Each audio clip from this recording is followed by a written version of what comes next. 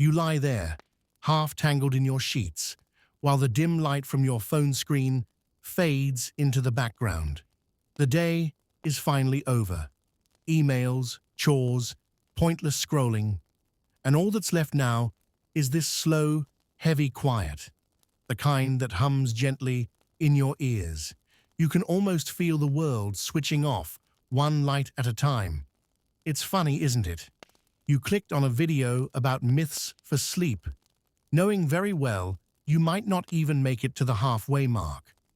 Just in the "you'll be snoring in 12 minutes" sense. And honestly, that's kind of the goal. So, before you get comfortable, take a moment to like the video and subscribe, but only if you genuinely enjoy what I do here. And while you're at it, drop your location and your local time in the comments. I love seeing where you're listening from. It's like building a constellation of sleepy humans all across the planet. Now, dim the lights, maybe turn on a fan for that soft background hum, and let's ease into tonight's journey together. You start by imagining the sound of soft sandals brushing against marble floors. Somewhere deep in your mind, a temple stands half-lit by torches, walls painted with the stories of gods who ruled the night. Outside, the air smells like warm stone after rain, and the sea hums in the distance.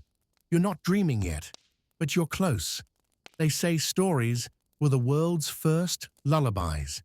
Long before podcasts, playlists, and rain sounds, people sat around fires, telling tales that explained thunder, stars, and sleep itself. The myths weren't just bedtime stories. They were blueprints for the unseen. In ancient Greece, sleep wasn't just something you did. It was a realm ruled by gods, guarded by rivers, and crossed only by those who dared to surrender their waking thoughts. The philosophers even debated what really happens when you drift off. Scholars still argue whether the Greeks saw sleep as a cousin to death or as a sacred form of divine communication.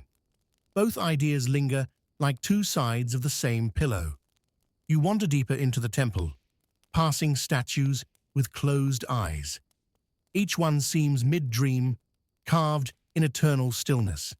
Their faces are calm, untouched by worry. Maybe this is how ancient sculptors saw peace, not as laughter or motion, but as that silent in-between before consciousness fades. A gentle draft brushes past you, carrying the faint scent of burned olive oil. The flame flickers. You can almost hear the whisper of an unseen priest murmuring a prayer to Hypnos, the god of sleep. In every torchlit corner, shadows stretch long and soft, like silk ribbons sliding off marble columns. In the center of the temple lies a shallow pool, its surface unmoving, a perfect mirror. You lean closer and see your reflection blur, ripple, and vanish. The pool doesn't show you. It shows memory dissolving, and for a fleeting moment, it feels like the edge of a dream.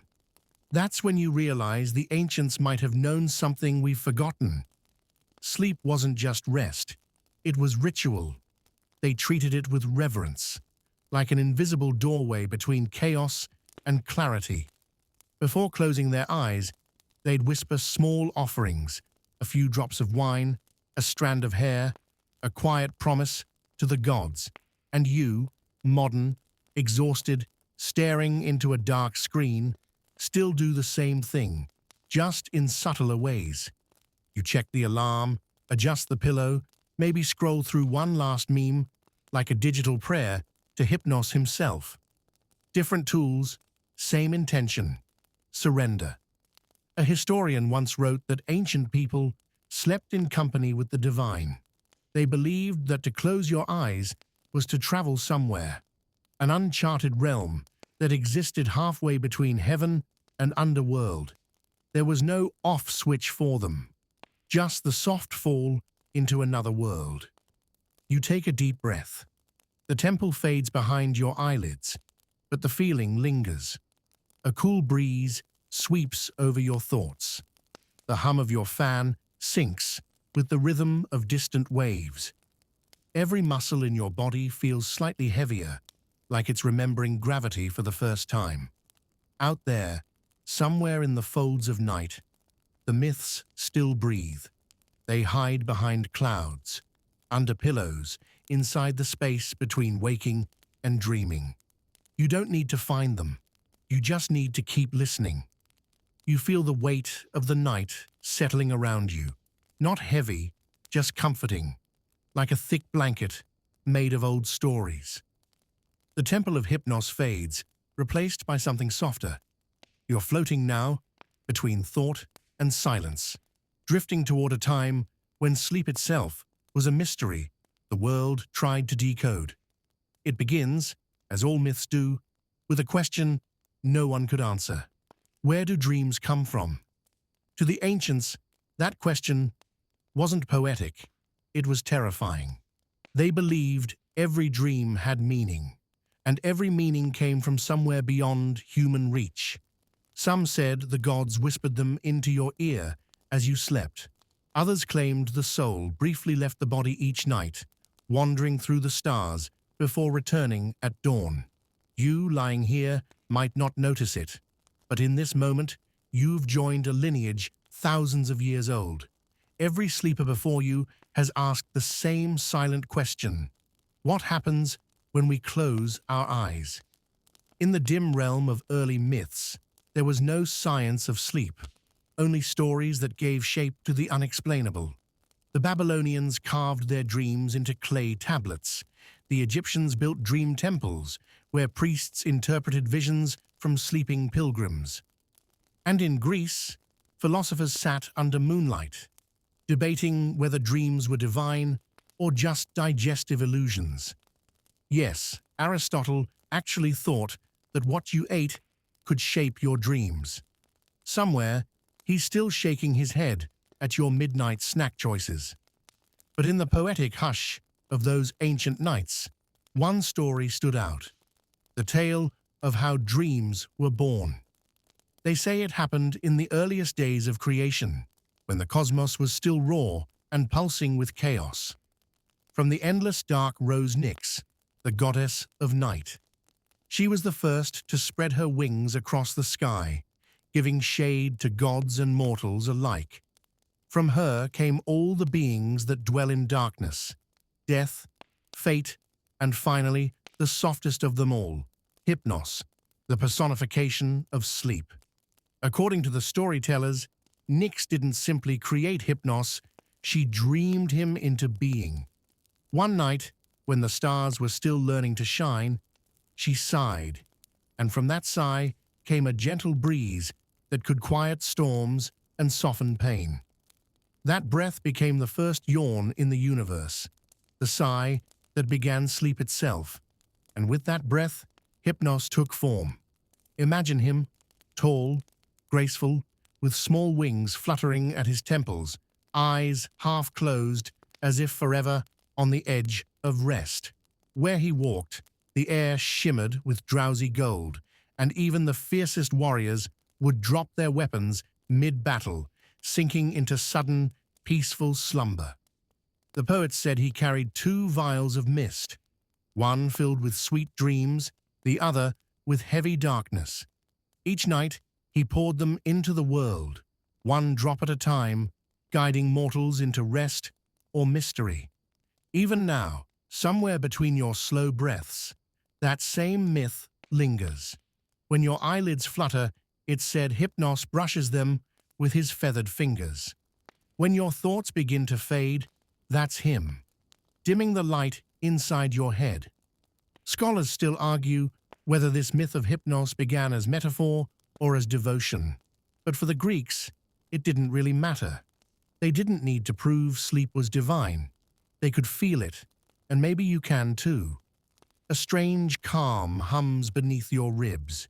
You imagine that ancient sigh of Nyx drifting through the universe, soft, eternal, curling into your room, like invisible smoke. The fan hums. The night breathes. Your pulse slows to match the rhythm of something older than time. You start to notice small details you never do when awake. How the air shifts across your skin, how your heartbeat sounds like waves brushing a quiet shore. That's the edge of it, the moment between knowing and forgetting. The ancients would say, you're standing at the threshold of hypnos. You've been here before, countless times, yet it always feels new, like stepping into a familiar temple, but noticing a new crack in the marble, a new echo in the silence. There's comfort in that repetition. The same way every night is technically different, but somehow identical. The same dreams with slightly new shapes. The same stories retold until they blur into something timeless. And that's what myths are, really. Dreams that refuse to fade at sunrise. They clung to the edges of memory, waiting for someone like you to close their eyes again. The air grows quieter. The hum fades to a whisper. Somewhere, maybe far above you, maybe inside your chest, Nyx exhales again, and 1,000 tiny stars blink awake. You feel a presence now, familiar, gentle, almost amused by your slow descent into drowsiness. The temple returns, but this time it's deeper inside your imagination. The torches have dimmed, replaced by the faint shimmer of candlelight that bends like liquid gold. And in the center, where shadows fold into each other, someone waits. You don't hear footsteps, you just know he's there. Hypnos, the god of sleep. The myths say he doesn't walk, he glides, barely disturbing the air. His wings, small and delicate, flutter from his temples, not his back, like whispers brushing against thought. His robe flows as if made of fog and moonlight, stitched together from the quietest hours of the night. When he speaks, the words feel like they've already been heard, as though you dreamed them long ago. He studies you with soft amusement.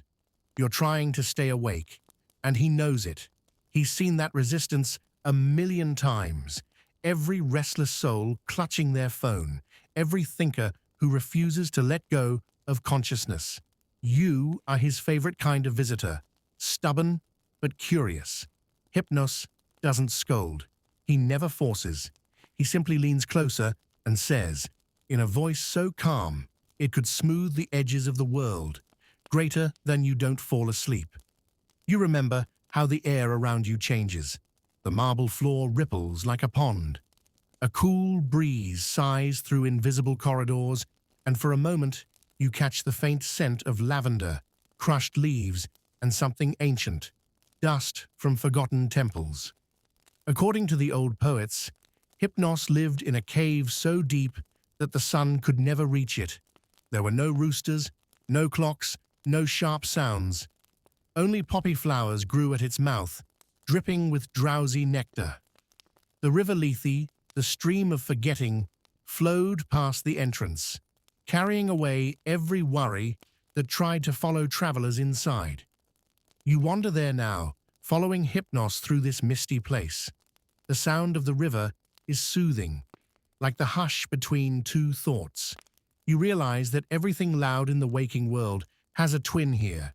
Instead of traffic, there's a soft current.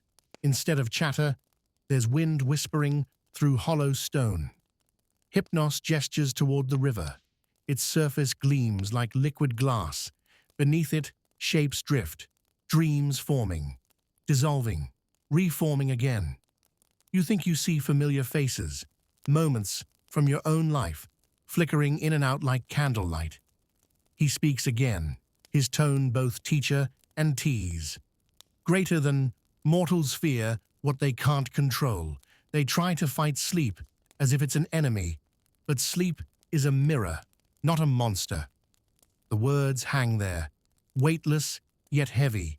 You can almost feel them pressing softly on your eyelids. Scholars still argue whether Hypnos was ever truly worshipped or merely respected, a quiet deity who never demanded temples or blood, only silence. He didn't crave devotion. He existed in the pause between prayers, in the hush after the storm. The Greeks said he could put even Zeus to sleep, which, if true, might make him the most powerful being of all. That's the odd thing about power. It doesn't always shout. Sometimes it hums quietly and waits for the world to listen. You start to notice your own breathing slowing, syncing with the rhythm of that unseen river. Each inhale draws in calm. Each exhale releases thought. Hypnos doesn't move closer, but his presence thickens, like fog wrapping around your awareness. "Do you know," he murmurs, "that I never dream?" The idea feels strange. A god of sleep who never dreams. But it makes sense somehow. Dreaming requires separation, a slipping from one state to another. Hypnos doesn't move between worlds. He is the in-between. And yet, he smiles when he sees mortals dream. Maybe because in dreams, you visit his realm willingly. You walk the same quiet halls he guards. You shape your own illusions and call them visions. You borrow his gift and make it your own. The odd detail the old myths never quite explain is this. Every time you fall asleep, Hypnos himself supposedly feels it, a small pulse in the fabric of his realm. A billion gentle ripples, one for every dreamer. So right now, somewhere in the void, a god is aware of you. He steps aside, and suddenly you can see deeper into his cavern. In the distance, a faint golden light flickers, soft and rhythmic, like a heartbeat. The glow pulses through the mist, illuminating thousands of sleeping figures lying on marble slabs, mortals, heroes, even forgotten gods, each frozen in a perfect state of peace. It's beautiful and just a little unsettling. You realize the line between sleep and eternity is thinner than you thought. Hypnos lifts his hand. One feather falls from his temple, glowing faintly. It drifts down, landing near your chest. You feel its warmth spreading through you, not burning, just melting away the noise in your head. The random thoughts, the half-remembered worries, they don't vanish. They dissolve. You blink once. The light dims. The god is gone. Only his echo remains, the faint, rhythmic pulse of sleep itself. And with that sound guiding you, you take one slow breath, then another, and drift further from the world that insists on staying awake. The air is cooler now, brushed with something ancient and quiet. You're still in the same dream, at least you think so, but the cavern of Hypnos has faded into something gentler. A vast, slow-moving river glimmers before you, silver and dark, winding endlessly through mist. You don't remember walking here. You simply arrived, the way thoughts drift in during half-sleep. This is Lethe, the river of forgetting. It murmurs softly, like 1,000 secrets too tired to stay remembered.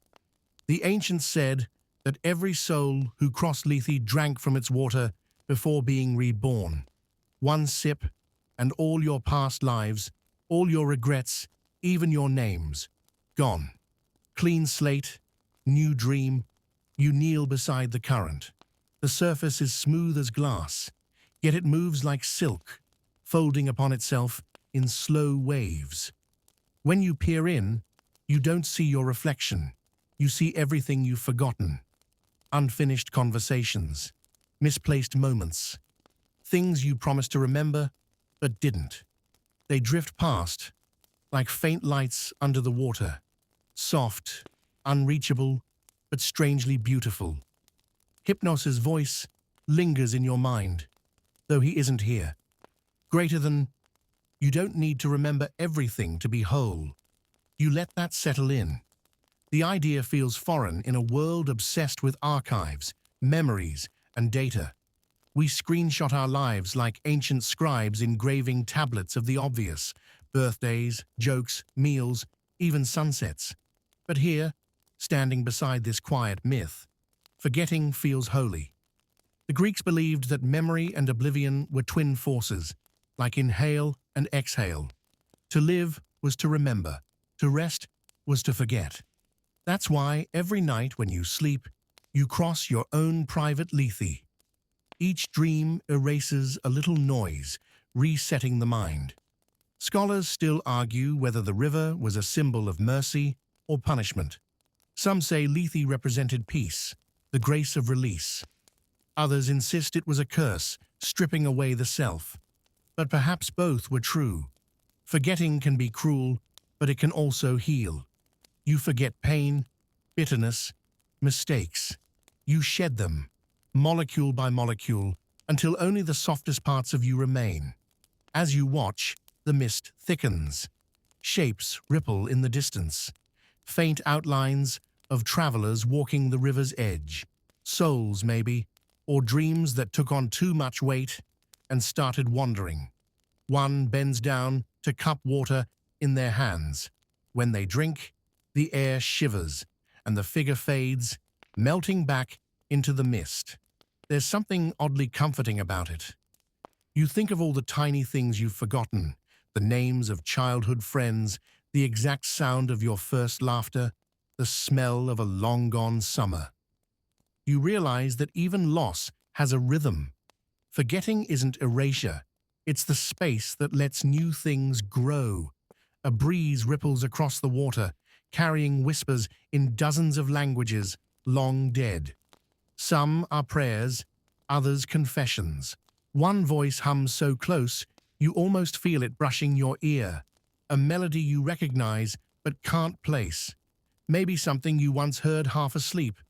Maybe something that never existed. And then faintly, you see a flicker of gold on the opposite bank. A figure, a woman cloaked in starlight, stands watching the river too. Her eyes glow softly, like reflected moonlight. Nyx, you think, the mother of night. She doesn't move closer, but her presence stretches across the air like warmth after a storm. She doesn't speak, yet somehow you hear her. Greater than every dreamer must forget a little to make room for wonder. Her voice is like a sigh through velvet. You blink, and she's gone. Only the river remains. You sit by Lethe's edge, fingers hovering just above the surface. You know the myth says not to touch it, but curiosity is part of your nature, and the gods, for all their power, built you that way. So you dip one fingertip into the current. The sensation isn't cold or wet. It's light. The instant you touch it, something in your mind loosens, a knot untying. You don't lose memories, you lose tension. That little list of worries you meant to fix tomorrow, gone. That one embarrassing moment from 3 years ago, gone too, floating away like a leaf on the surface. It's blissfully quiet. Oddly enough, a Roman poet once claimed that the Lethe flowed not only through the underworld, but also inside the human body. Every heartbeat, he said, sent a drop of forgetfulness through the veins to wash away yesterday's pain. Science disagrees, of course, but you can't help but feel he wasn't entirely wrong. You watch the water shimmer, feeling your thoughts slow into lazy circles. Maybe that's all sleep is, a nightly drink from Lethe, a reset, a mercy. Somewhere behind you, the faint flutter of wings echoes. Hypnos, maybe, watching from afar. You don't turn around, you don't need to. The mist parts like a curtain, and from the fading shimmer of the river Lethe, another shape emerges.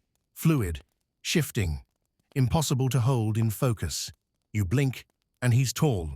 Blink again, and he's smoke, drifting lazily through the air. This is Morpheus, the son of Hypnos, the god of dreams. If Hypnos rules over rest itself, Morpheus rules over the theater of the mind, the endless stage where your imagination takes over once consciousness bows out. The poet said he could appear in any form, a friend, a stranger, a lost love, even a god. Every dreamer who ever saw a familiar face in a dream. That was Morpheus, wearing a borrowed mask. He doesn't speak at first. He studies you with eyes that shimmer like quicksilver, changing shape with every breath. The ground beneath him ripples into soft sand, then clouds, then marble again. Reality flexes around him as if undecided what to be. You take a cautious step closer, and he smiles, slow, calm, knowing. The kind of smile that says he's seen every version of you across 1,000 dreams and still finds you interesting. Greater than you wander between stories, he says. But every story you tell yourself begins with me. His voice is deeper than Hypnos's, layered with echoes, as though he's speaking through several dreamers at once. He gestures toward the horizon, and instantly it changes. The mist solidifies into scenes, overlapping and fading like slow waves. One moment you're in an ancient city, Athens maybe, the Acropolis shimmering under torchlight. Then you blink, and the same torches become streetlights on a rainy modern night. It's seamless. Time here is fluid, and you realize Morpheus isn't just shaping dreams, he's showing you the inside of your own mind. Dreams, he murmurs, are not messages from the gods. They are messages from you, disguised as gods. You almost laugh, but the sound catches in your throat. It's clever and unsettlingly true. Scholars still argue whether the Greeks truly believed Morpheus was real or symbolic, a mythic embodiment of imagination. Some say he represented art itself, the spark that lets mortals mimic creation. After all, to dream is to invent worlds from nothing, to see what isn't there. You glance around. The dreamscapes keep morphing. A vast desert becomes a sea of books. Each book opens, and from it rises a fragment of memory. Your school, your first heartbreak, a face you almost recognize. It's dizzying, but beautiful. And then out of nowhere, a bird made of ink swoops overhead. Its feathers scatter into letters, forming sentences in mid-air before melting away. Morpheus chuckles softly. Dreams are language without grammar, he says. You read them by feeling, not logic. You want to ask him why some dreams comfort and others haunt, why some fade instantly while others cling for years like smoke. But before you can, he answers the unspoken question. Greater than, because the ones you forget were never meant for memory. They were meant for release. He walks beside you now, the air pulsing with faint sound, music without instruments, rhythm without beat. A single historical account from ancient Rome describes people visiting dream temples, sanctuaries of Asclepius, god of healing, where they'd sleep on sacred stone floors, hoping Morpheus would visit them with a dream that contained a cure. These dreams weren't dismissed as random illusions. They were prescriptions, messages disguised as visions. Entire treatments began from what people saw in sleep. You imagine that. Medicine born from myth, diagnosis from dream. It almost feels advanced in its simplicity. The body heals best when the mind releases its noise. The ancients just happened to call that divine sleep. Around you, the landscape begins to pulse, every shape slowly softening, melting into hues of warm gold and soft blue. You sense that Morpheus is weaving a dream, even as he's talking. Most mortals, he says, believe they dream alone. But dreams are shared ground. They overlap like ripples. You blink again, and suddenly you see them. Faint silhouettes, dozens of other dreamers walking nearby. Some are children laughing in their sleep. Others are soldiers resting after impossible battles. A few are faces you've never met, yet they seem oddly familiar. Morpheus spreads his arms, and the entire sky shifts. Stars rearrange themselves into glowing threads that connect each dreamer to another. It looks like a web, or maybe a nervous system for the universe. Every thought, he whispers, is a spark in the same great mind. Every dream, a flicker of that mind resting. It's both cosmic and intimate. You wonder if the same could be said of myths, shared dreams told aloud so they wouldn't fade by morning. Morpheus's form begins to dissolve into dust and light. His last words echo like a lullaby inside your skull. All your stories begin in darkness. Don't be afraid of it. It's where I live. The dream changes again, seamlessly, as dreams often do, without an edge, without a reason. One blink, and the stars of Morpheus's sky fade into a pale dawn glow. You stand inside something that feels half real, half remembered, the marble halls of an ancient temple, where silence itself seems to breathe. Everything here is still. The air smells faintly of olive oil and old stone. Faded murals line the walls, gods, mortals, winged figures mid-flight. The colors have softened over centuries, as if the stories themselves have started to drift into slumber. Even the torches flicker lazily, more for memory than for light. You wander slowly through the echoing corridor, your footsteps muffled on the cool marble floor. Somewhere in the distance, you think you hear faint chanting, a priest's voice long gone, looping forever in the dream's memory. These are the echoes in the marble halls, places that once existed in the waking world, but now survive only in the collective imagination. The ancient Greeks built temples not just for the sun, the sea and war, but for sleep itself. Sanctuaries of Hypnos, Nyx, and Asclepius once dotted the landscape, tucked into quiet valleys or beside murmuring springs. It's strange to imagine now, people traveling for days, leaving offerings at the doors of sleep, candles, honey, and poppy petals, not for dreams of prophecy or fortune, but simply for rest, because even then, sleeplessness haunted mortals. You'd think insomnia was invented by smartphones, but no. Humans have been overthinking bedtime since fire was new. You pass a statue of Hypnos, his marble eyelids half lowered. There's something oddly alive in the stillness, as though if you listened long enough, you'd hear stone breathing. Maybe you already do. Scholars still argue about what truly happened in those temples. Some claim visitors were given herbal infusions, opium or valerian, to induce trance. Others say it was simply the architecture itself, the perfect ratio of space and sound built to quiet the mind. Whatever the method, the goal was the same, to create sleep so deep it touched the divine. You run your fingers along a column etched with names, pilgrims who once came here seeking peace. Their letters have eroded to dust, yet you can feel the indentations. Thousands of forgotten hands once traced the same stone, each carrying a story of fatigue, heartbreak, or hope.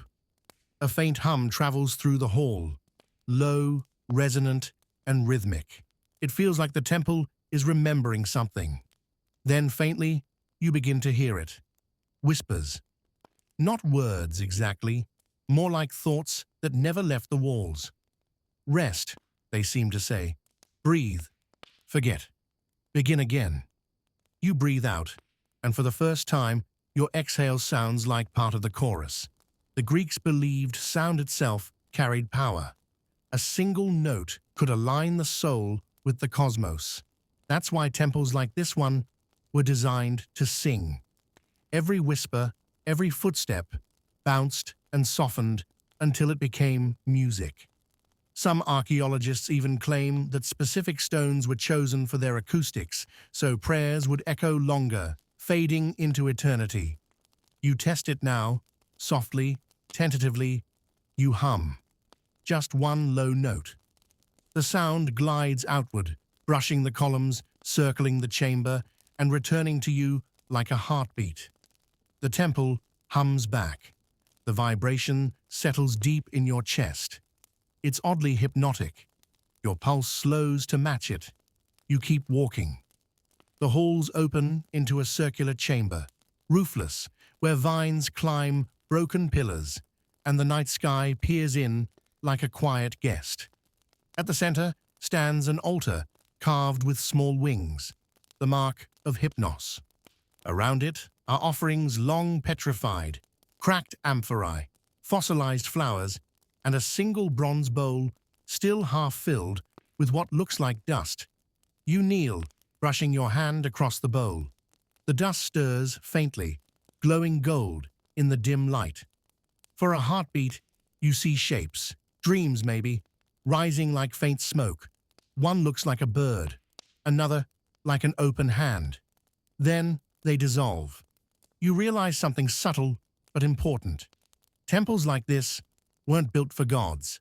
They were built for people, to remind them that rest is holy, that peace isn't earned, it's allowed. There's an inscription on the base of the altar. You lean closer to read it. The letters are almost gone, but you make out fragments. Greater than "to close the eyes is not to end the day. It is to begin again in softer light." A single odd historical detail floats into your memory. An account by a traveler named Pausanias, who wrote about visiting the ruins of such temples. He said people sometimes heard wings fluttering in the stillness, even when no birds flew overhead. Locals swore it was Hypnos passing by, checking on those who prayed for rest. A warm wind brushes past your face, smelling faintly of thyme and sea salt. Somewhere beyond the pillars, waves lap against the shore. You didn't notice you were near water until this moment. The sound joins the temple's hum, blending perfectly, as if the sea itself were part of the ritual. When you open your eyes again, the temple has dissolved into mist, and the mist somehow becomes a shoreline of forgotten islands. The air is cool, silver with dawn, and the waves make a gentle sound, like slow applause. You're standing barefoot on the edge of something ancient, a coastline that seems to exist halfway between life and dream. The sea here isn't blue. It's that strange grey gold that lives only in memory. Seabirds drift above in lazy spirals, and far in the distance, a figure rows a small wooden boat through the mist. You start walking along the shore, your footprints vanishing almost instantly in the damp sand. There's a scent of cedarwood and salt, and faintly, smoke. Someone's burning incense somewhere, but you can't see from where. This is the shore of lost dreams, where ancient storytellers said forgotten visions drift when no one remembers them. In Greek myth, the rivers of the underworld didn't just lead to death, they led to sleep. And here, at the edge of this quiet sea, you sense you're close to one of them. The river Lethe, the stream of forgetfulness. It's not frightening, though. It moves slowly, almost lazily, winding through smooth stones and whispering reeds. When you crouch near the water, it looks impossibly clear. So clear that you can see faint shadows floating below the surface. Shapes of memories, dreams, maybe even faces. You reach your hand toward it, but hesitate. Even the air around it feels delicate, like touching it might erase something you still need. The ancient Greeks believed that when souls drank from the Lethe, they forgot their past lives. All pain, all joy, all attachment, so they could be reborn with a clean slate. Philosophers debated whether forgetting was a curse or a mercy.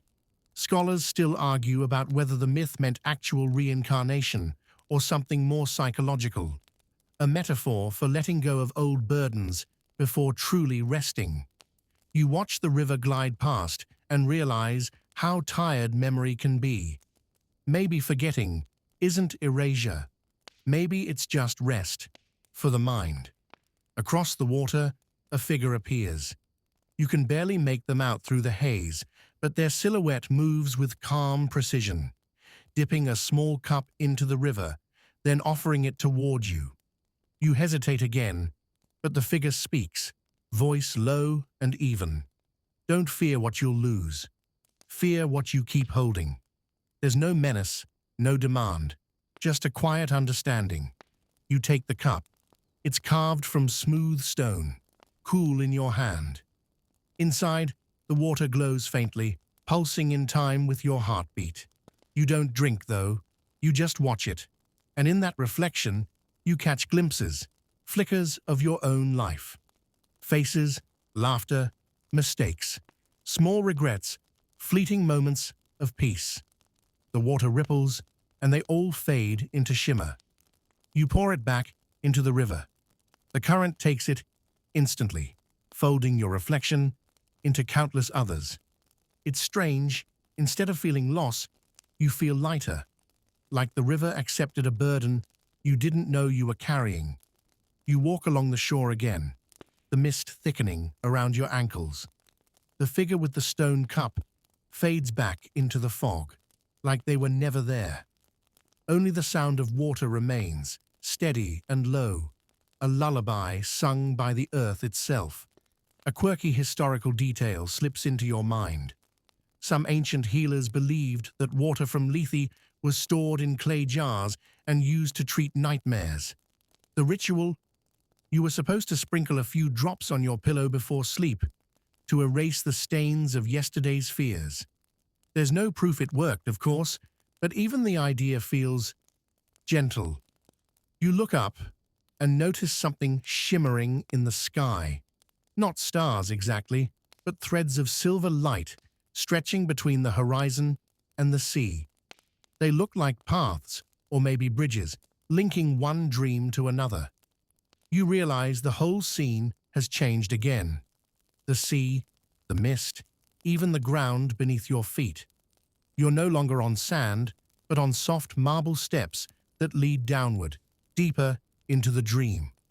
The waves recede quietly behind you, as though the river has accepted its offering and now lets you pass.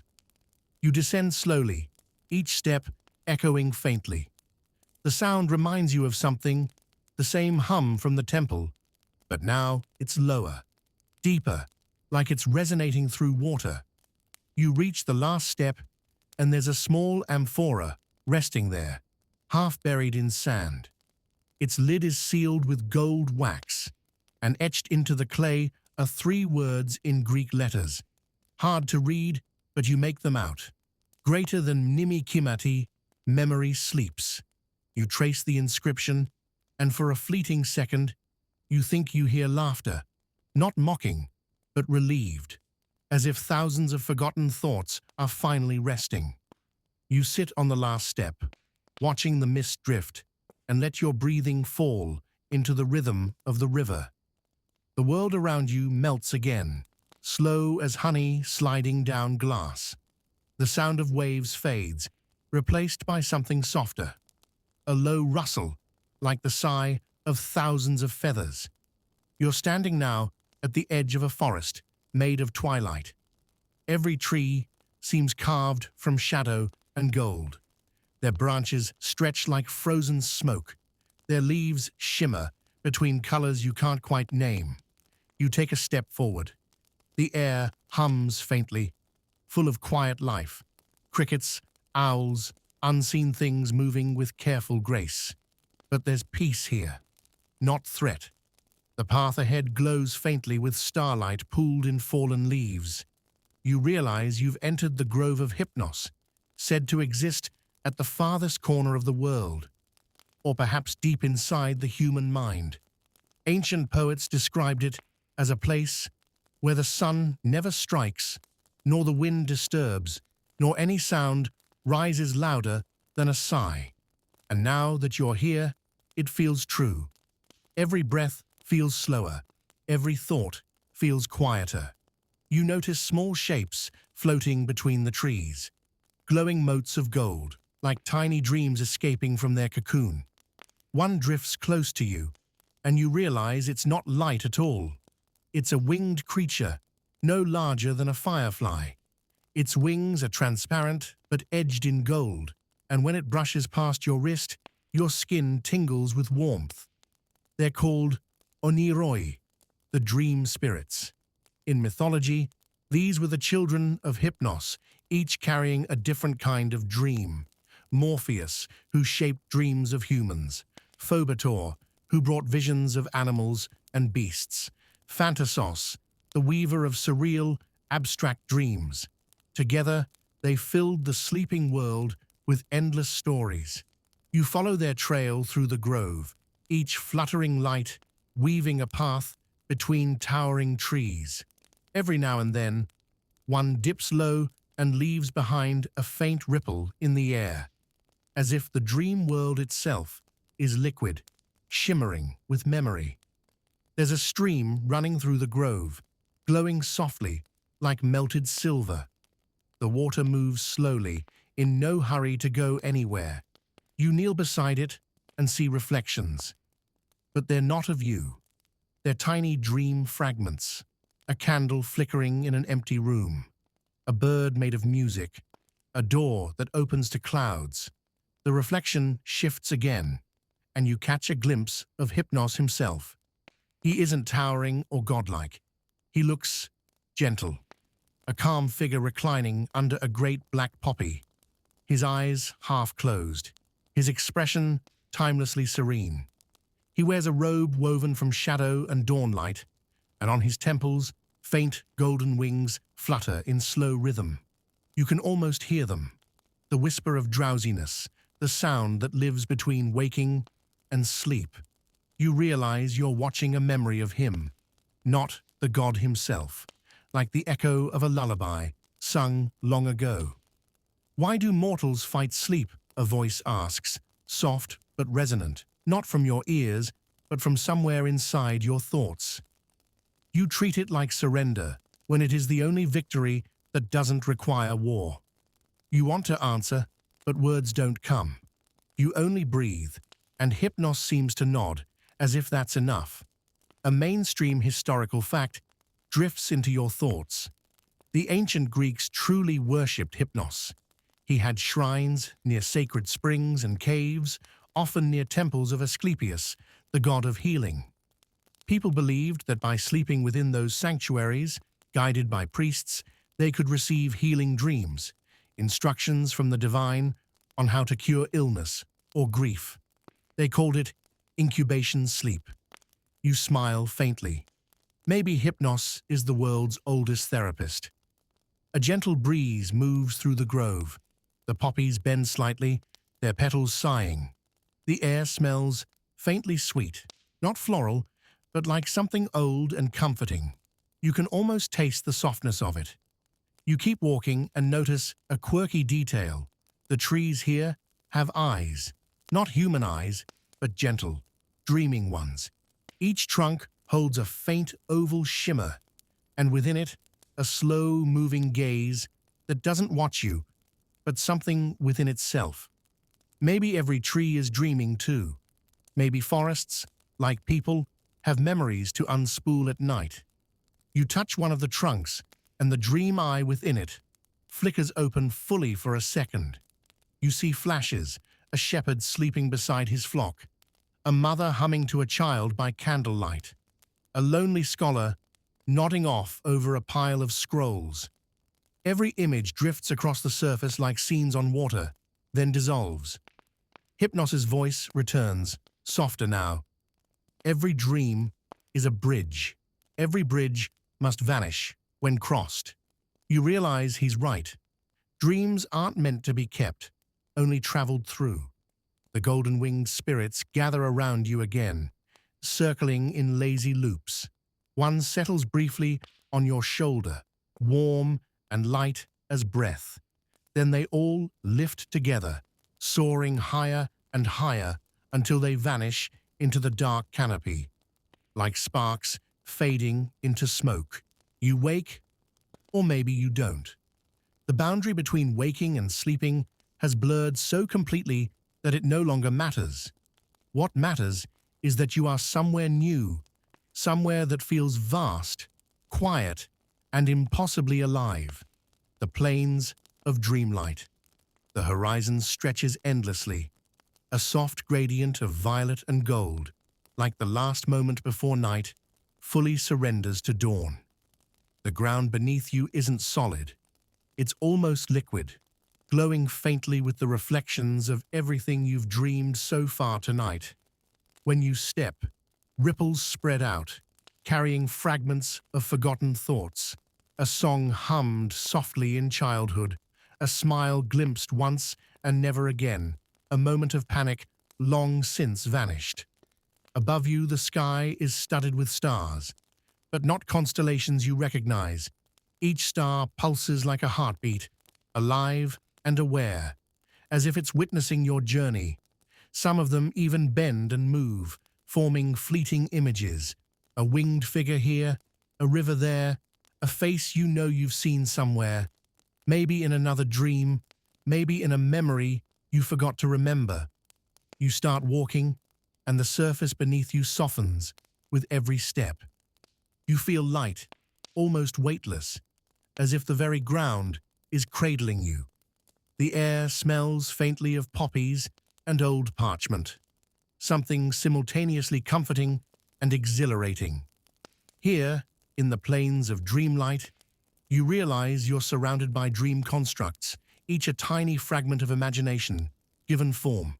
Some shimmer with gold, some glow deep blue, some flicker like candlelight in the fog.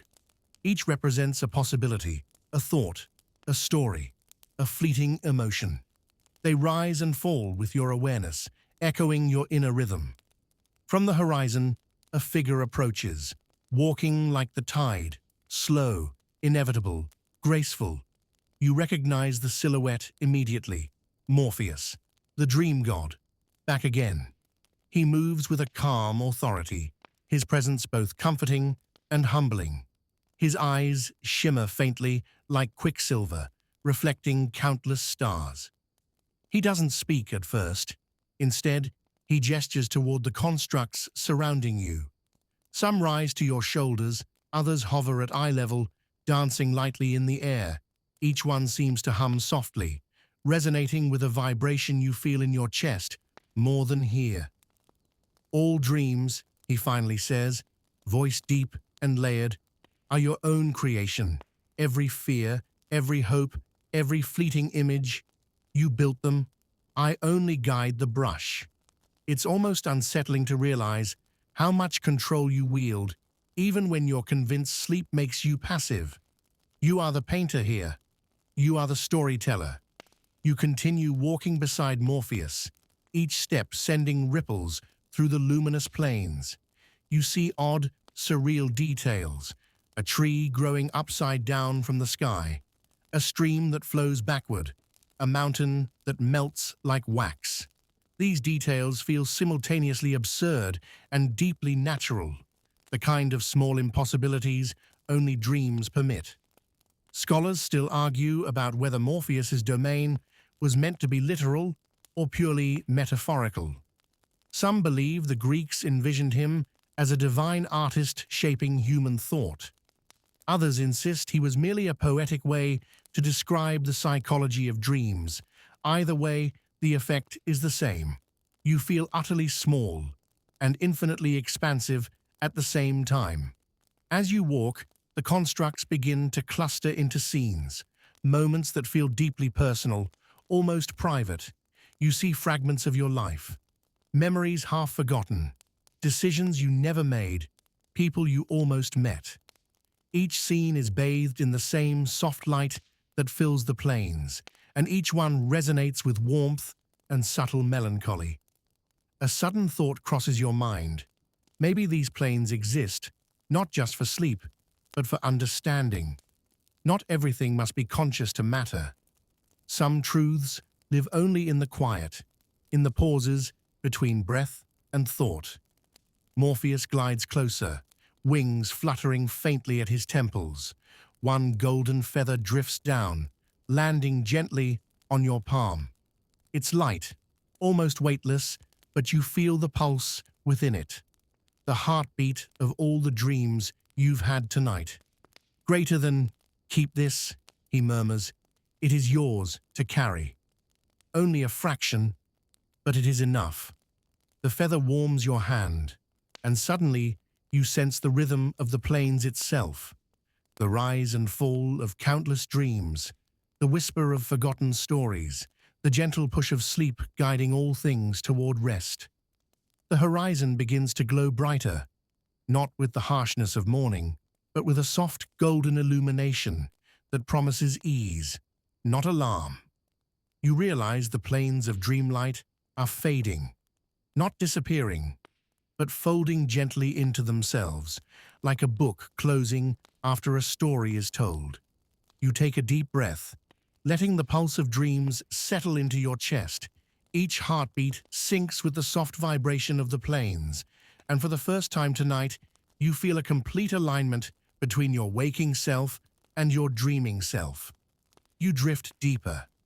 The golden feather from Hypnos's grove melts into the air and reshapes itself into something new. A candle flame floating in darkness. It hovers in front of you, perfectly still, its glow soft and amber. Around it, the air thickens into velvet black, the kind of dark that isn't empty but alive, pulsing faintly like the inside of a heartbeat. Then slowly, the candle begins to move, not away, but downward. You follow, weightless, your body gliding through the air as though gravity has forgotten you exist. The flame leads you through layers of shadow until you begin to see faint shapes emerging. Walls, carvings, the ghostly outlines of pillars. You realize you're inside an underground chamber, so vast it feels like the inside of the world's skull. Welcome to the Cave of Forgotten Gods. No wind, no sound, only that single flame bobbing ahead of you. The walls shimmer faintly with ancient symbols, constellations, wings, waves, eyes half closed in sleep. You brush your hand along one and feel a faint hum beneath the stone, as if it's remembering being worshipped. You start to recognize faces among the carvings, not of Hypnos or Morpheus, but of lesser-known spirits. Tiny deities whose names never made it into the big myths. The ones who ruled over small things. The dream of warmth, the illusion of endless morning, the comfort of forgetting your name for a moment. These were the gods of micro-dreams, the flickers that visit in the half-second before true sleep takes over. A faint voice reaches you, not from any direction, but all around. Greater than every god dreams of being remembered. Every dream fears being named. It's not frightening, just impossibly sad. The walls almost seem to weep softly, beads of condensation running down like slow tears. You move deeper. The candle's light stretches across a floor covered in shallow water. Each step sends ripples that catch reflections of countless faces, human, divine, and in between, all sleeping. Scholars still argue whether caves like these actually existed. Some believe the ancient Greeks carved sleep chambers inside hillsides where dream rituals were performed. Others claim the idea is entirely metaphorical, a symbolic descent into one's own subconscious. Either way, they were right about one thing. The deeper you go, the quieter it gets. You reach the center of the cavern. There, surrounded by faintly glowing water, lies an enormous stone bed. Its surface is smooth, polished by centuries of invisible sleepers. Around it float hundreds of candles, each one burning without melting, their flames the color of dusk. You realize that every candle here might be a dream, still alive, still waiting to be found. You sit at the edge of the stone bed. It's cold, but not unkind.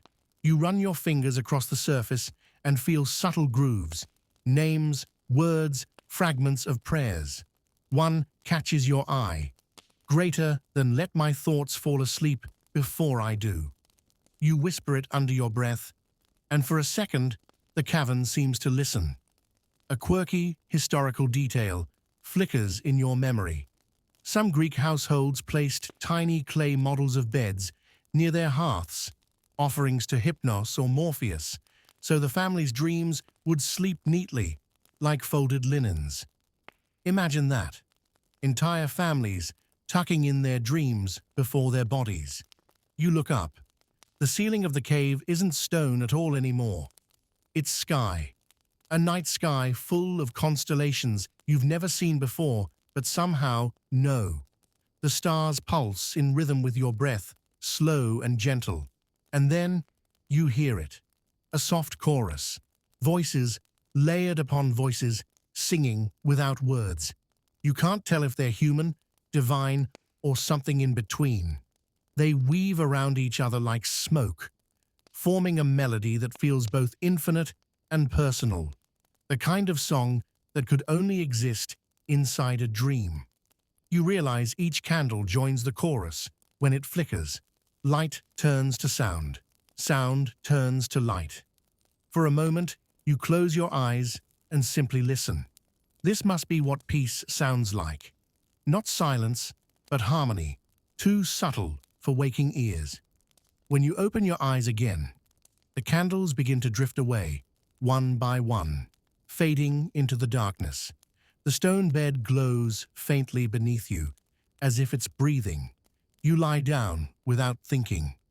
The coldness beneath your back gives way to warmth, then to weightlessness. You're not sure if you're sinking or floating. Maybe both. The boundary between up and down, dream and waking, is gone. You realize something quietly beautiful. Maybe gods need sleep, just as much as mortals. Maybe they dream of being human, of forgetting eternity for a night. The last candle dims, the cave exhales. You close your eyes and drift with it, deeper into a sleep so vast it has its own gravity. For a fleeting instant, just before everything dissolves, you hear one whisper rise above the rest. You drift again, but this time the transition feels softer, like sinking into a cloud of memory rather than waking into a new landscape. The glow of the plains of dreamlight fades behind you, leaving a gentle grey mist, warm and velvety. You're no longer walking, you're floating, carried along by a current you can't see but somehow trust. The current guides you to a place that seems older than memory itself, a valley cradled by mountains carved from shadow and silver light. Mist rolls over the slopes like waves frozen in motion, and faint trails of stars shimmer through the haze. You feel the pulse of the valley in your chest, slow, patient, eternal. This is the Vale of Sleepwalkers, a mythic place where mortals and gods once met in dreams long forgotten. The legends say that anyone who wandered here without fear would see their own life reflected in fragments, as if the valley itself were a mirror for the soul. A faint rustling draws your attention. Shapes begin to appear, not figures of gods or humans, but dream animals, creatures you've never seen before, yet somehow recognize. A fox with feathers instead of fur, a rabbit with eyes like molten silver, a small dragon that exhales smoke in spirals of violet and gold. They move carefully, grazing along invisible paths, entirely at ease. You feel a subtle shift in the air. The dream itself seems alive, aware of your presence. Each creature pauses, glancing at you with intelligence, but without fear. You realize the veil is teaching you something you've forgotten. Sleep is not passive. It's an ecosystem. Every dream, every whisper, every heartbeat matters, even the tiniest flicker of thought. From the mist, a tall figure emerges, familiar yet new. Phobator, the god of nightmares, the one who gives form to the fears and anxieties that haunt sleep. But here, he isn't menacing. He moves with calm, almost ceremonial grace. Greater than fear is not your enemy, he says, voice low and echoing. It is a guide, a teacher, a shadow to walk beside oddly. You believe him. Perhaps because you've been guided by Hypnos and Morpheus. Perhaps because this dream has prepared you to see fear differently. You feel it as a presence, not a threat. And in that realization, the mist around you grows softer, more forgiving. A mainstream historical fact intrudes gently on your thoughts. Ancient Greek dream temples often included sleeping in ritual spaces where priests or attendants would interpret visitors' dreams, including nightmares. They didn't aim to banish fear entirely. Instead, they believed understanding it could heal the soul. Some treatments were purely symbolic, drawing shapes in sand, reciting words, or making small offerings to Asclepius, Morpheus, or Hypnos. You walk alongside Phobator through the veil. The ground beneath your feet ripples gently like water, reflecting not just light, but memory. Fragments of past anxieties, tiny regrets, things you never quite reconciled. They float around you, harmless now, merely echoes of their former power. Somewhere in the distance, Phantasos, the god of surreal dreams, flits past. He touches a floating shape, and it explodes into a kaleidoscope of colors and impossible forms. Cubes folding into spheres, rivers rising into the sky, trees growing upside down. The imagery is absurd, but it feels comforting, as if chaos itself has a rhythm you can follow. You begin to understand. The veil isn't about control. It isn't about banishing nightmares or dictating dreams. It's about balance. Fear and comfort, clarity and absurdity, memory and forgetting, all coexist here in perfect harmony. A single tree rises from the center of the veil, colossal and golden, leaves shimmering like faint candlelight. You recognize it from the grove of Hypnos. Or maybe it's the same tree, seen through another dream lens. Its roots sink deep, unseen, anchoring all the currents of sleep and dream. You kneel beside the tree and notice a small carving on its bark. Greater than to sleep is to see, to wake is to remember. A small, quirky detail captures your attention. The dream animals occasionally carry tiny objects, a seashell, a feather, a miniature scroll, all of which dissolve into sparkles when touched. They are remnants of thoughts that have traveled through sleep for centuries, collecting meaning only in dream. The air hums around you, a soft vibration that synchronizes with your heartbeat. You feel a quiet, gentle exhaustion. Not the weight of tiredness, but the satisfaction of being fully alive inside a world that listens. Phobator nods toward the horizon. Faint golden light begins to spread across the mist, gentle and warm, signaling a shift. You know the veil will fade soon, but the feeling of balance, of understanding, will linger. You exhale, letting the vibration carry you forward. The dreamscape dissolves slowly, folding into memory, and you sense the pulse of sleep moving through you, carrying the lessons of the night into deeper rest. The light ahead thickens, soft and liquid, guiding you forward like a river of honey. The veil of sleepwalkers folds away behind you, and you find yourself hovering over a vast plain of clouds, each one glowing faintly with silver and rose hues. Beneath, shadows of mountains, forests, and rivers shift as if reflected in water, but nothing feels solid. You float above it all, weightless, untethered, and somehow entirely present. This is the celestial skyway, a passage the myths describe as the road that connects the dreams of mortals to the heavens themselves. It is said that the Oneiroi travel here after leaving individual sleepers, carrying fragments of dreams to scatter across the cosmos. You feel their faint touch, tiny gusts of warmth against your skin, guiding your journey forward. Every cloud beneath you is not just vapor, but a living dream. You glimpse faint, shifting images, a child learning to whistle, an artist painting with invisible pigments, a scholar quietly closing a book at midnight. Each is fleeting, dissolving before you can hold it. Yet they pulse with resonance, the quiet heartbeat of sleep. a mainstream historical fact comes to mind. Ancient Greeks often believed that the stars themselves were connected to dreams. Poets like Hesiod wrote of celestial beings who watched over slumber, casting visions into the sleeping world. The constellations weren't merely navigation points, they were dream maps. Tonight, the stars beneath you feel like that, guides through a terrain that exists only while eyes are closed. As you float, a familiar shape emerges. Phantasos, the god of surreal dreams. He drifts alongside you, carrying fragments of impossible images, rivers rising into the sky, geometric shapes forming, then collapsing, animals that shift endlessly from one species to another. He gestures, and a cloud beneath your feet begins to ripple like liquid metal, reshaping into small islands that appear, then vanish, then reform elsewhere. Greater than the mind, he says, is more flexible than the mountains, more fluid than the sea. Never fear its twists.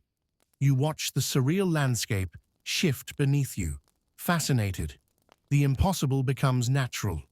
The strange feels familiar. And for the first time tonight, you sense that dreams are less about control and more about exploration. A playground for imagination, a laboratory for thought, a sanctuary for the forgotten. Oddly, a quirky detail catches your attention.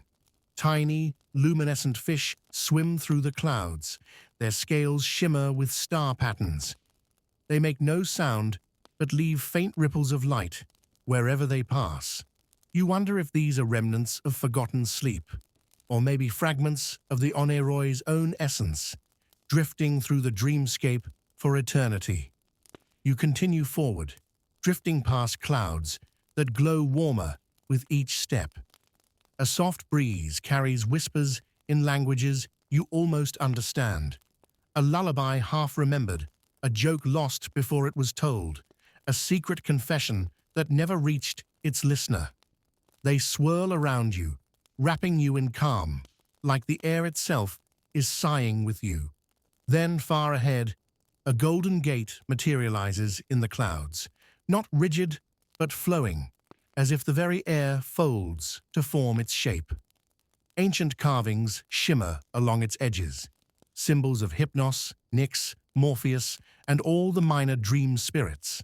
A single inscription floats in the air before it, glowing faintly, greater than, "Beyond this gate, sleep deepens. Enter with trust." You hesitate for a moment, realizing the weight of this passage. Beyond it lies the threshold between ordinary dreaming and something more profound, the heart of the sleeping cosmos itself. Morpheus appears beside you, calm and steady. His voice is low, almost intimate. Few mortals see this path. Few understand its quiet. Step lightly, absorb, but do not cling. You are a traveler, not a keeper. You inhale. The clouds beneath you ripple, lifting like gentle waves, inviting you forward. The golden gate pulses, slow and deliberate, a heartbeat in the dreamscape. As you drift closer, the whispers of stars, clouds, and dream creatures merge into a soft chorus, a lullaby, older than time itself. Your own heartbeat aligns with it, slow and unhurried. And then, with a single, seamless motion, you pass through the gate, entering a place where light, shadow, and thought blend into a single, infinite flow. You emerge into a space that feels both infinite and intimate, as if the universe itself has folded in on itself to create a private room just for your consciousness. Light and shadow swirl together, forming patterns that hint at galaxies, memories, and impossible geometries all at once. The air hums faintly, vibrating with the echoes of countless dreams. This is the sanctum of the Oneroy, the place where all dream spirits converge. Morpheus floats beside you, calm, observing the patterns of light with slow, deliberate grace. Phantasos twirls nearby, sending bursts of surreal imagery into the swirling ether. Waterfalls flowing upward, mountains folding like origami, and animals that morph mid-leap into human faces. Even Phobator drifts through the edges, his shadow-like form brushing against fears you never realized lingered. You notice that every element here is alive with memory. The swirling lights aren't just reflections, they are fragments of dreams that once belonged to mortals. Some glow faintly, some flicker like dying embers, and others move with intent, as if seeking recognition. Dreams do not vanish, Morpheus says, voice soft and layered. They migrate, mingle, and persist. The waking world merely forgets them. We do not you drift closer to a cluster of shimmering fragments and see familiar shapes. A childhood lullaby, the echo of a long-forgotten smile, the outline of a place you once called home. Each fragment pulses gently, alive with emotion. You realize this is not just a repository of sleep, it is a library of lived experience, distilled into dream. A mainstream historical fact drifts into your mind. The Greeks believed that dreams could hold prophecy, wisdom, or warnings. Temples like those of Asclepius often interpreted dreams for guidance. But in this sanctum, you feel something subtler. Dreams are not instructions, but reflections, mirrors of inner truths that are not yet fully known. Phantasos floats close, gesturing at a fragment shaped like a tiny island suspended in starlight. Some dreams are pure invention, he murmurs. Some are fragments of reality refracted through desire, fear, or hope. Each is necessary. You touch the island, and it quivers. Tiny figures appear, people, animals, and places you've never known, yet they feel intimately familiar. They begin to interact, weaving intricate stories across the void, forming connections you cannot fully grasp. And then just as suddenly, they dissolve into sparks that drift upward, joining the luminous sea around you. A quirky detail emerges. Somewhere in the distance, a tiny, winged cat floats by, chasing a fragment of a dream shaped like a falling leaf. It bats the fragment back into the swirl, then vanishes. You almost laugh, but the sound catches in your chest. Even the smallest elements here are alive, playful, aware. You follow the stream of glowing fragments deeper into the sanctum, and you begin to sense patterns within chaos. Fear, joy, wonder, grief. All the human emotions float in harmony here. Even nightmares, represented by dark shards at the edges, pulse rhythmically, contributing to the overall flow.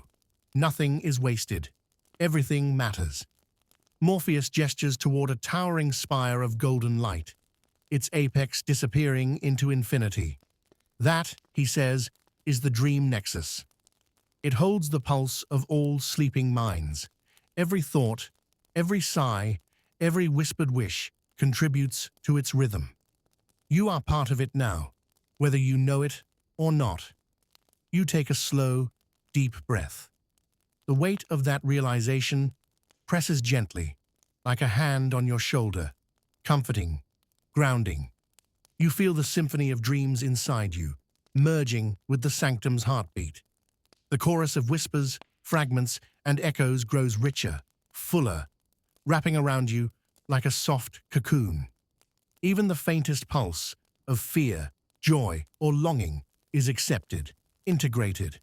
The sanctum is not judgmental. It is a mirror and a cradle, holding the totality of human experience in sleep. You lie back on the invisible floor, letting the waves of light and shadow wash over you. Your body feels lighter than air, yet profoundly present. And in that gentle suspension, you realize sleep is not surrender. It is alignment. Morpheus hovers above, a calm, silvered presence. He leans close, almost whispering, greater than, remember, traveler, all that is lost to waking thought still lives here.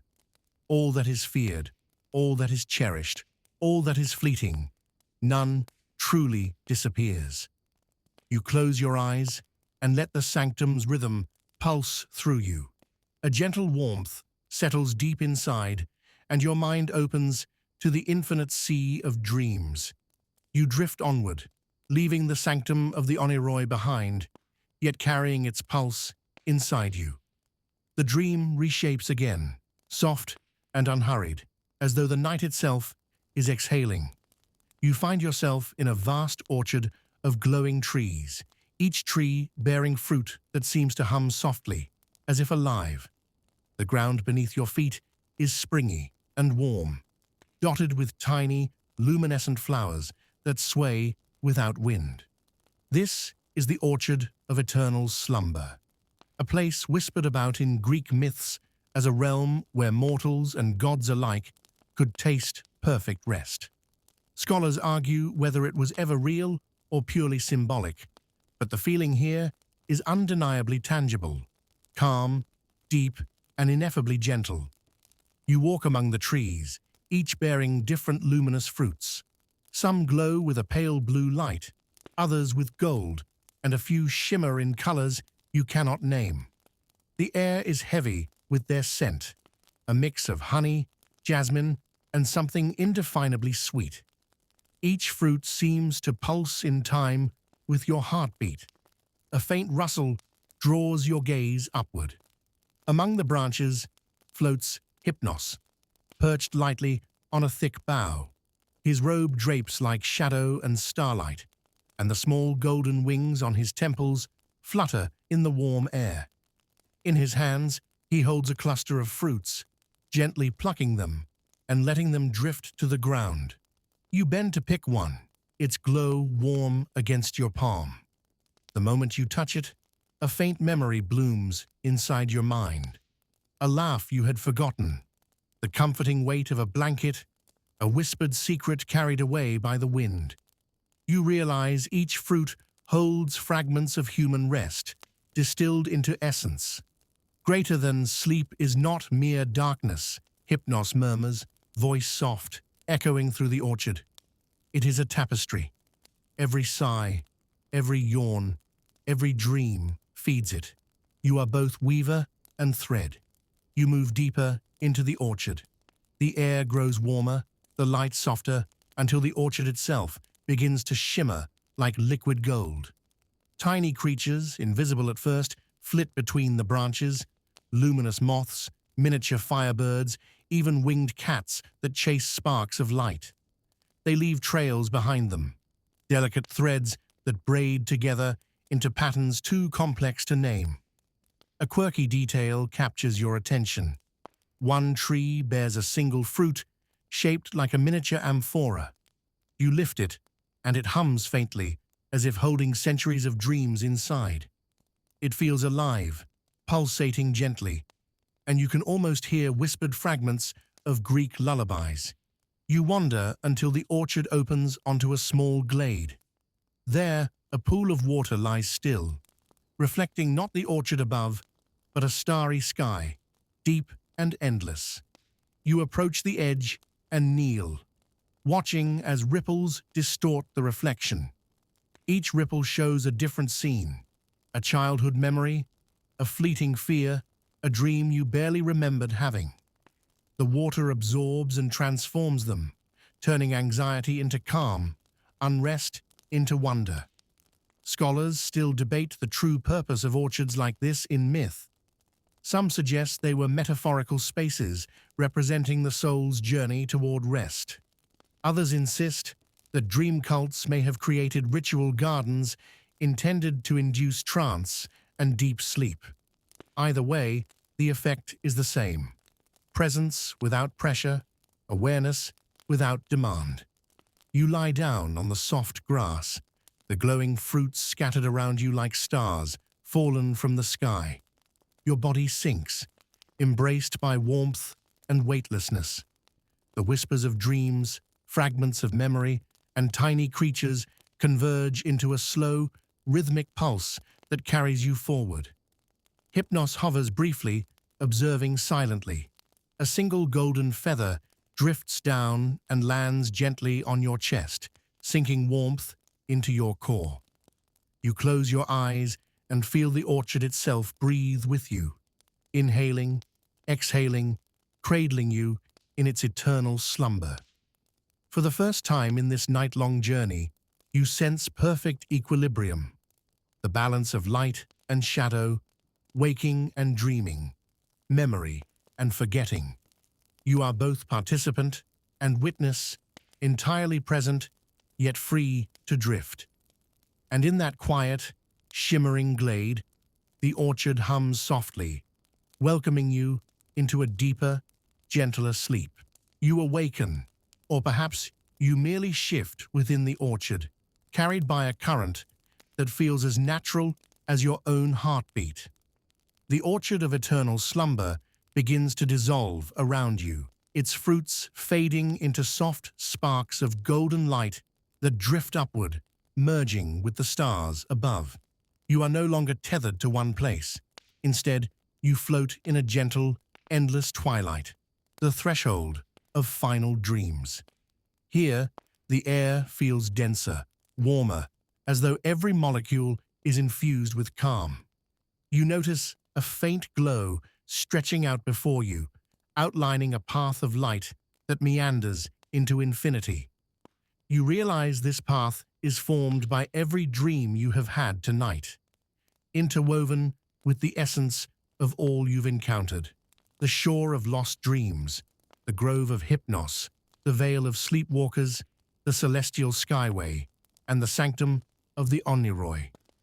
Every step you take is cushioned by memory, reflection, and the soft residue of wonder. From the distance, a figure approaches, neither imposing nor frightening.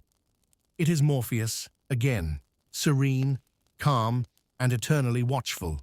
His eyes glimmer faintly with all the knowledge he has gathered from countless sleepers across time. "You have traveled far," he says, voice a gentle echo that seems to resonate inside your chest. Not all would see what you have seen. Not all would carry it forward. You float beside him, noticing that the threshold is alive. The air shimmers with whispers, fragments of dreams mingling with faint echoes of your own thoughts. Tiny lights drift past like fireflies, carrying snatches of memory.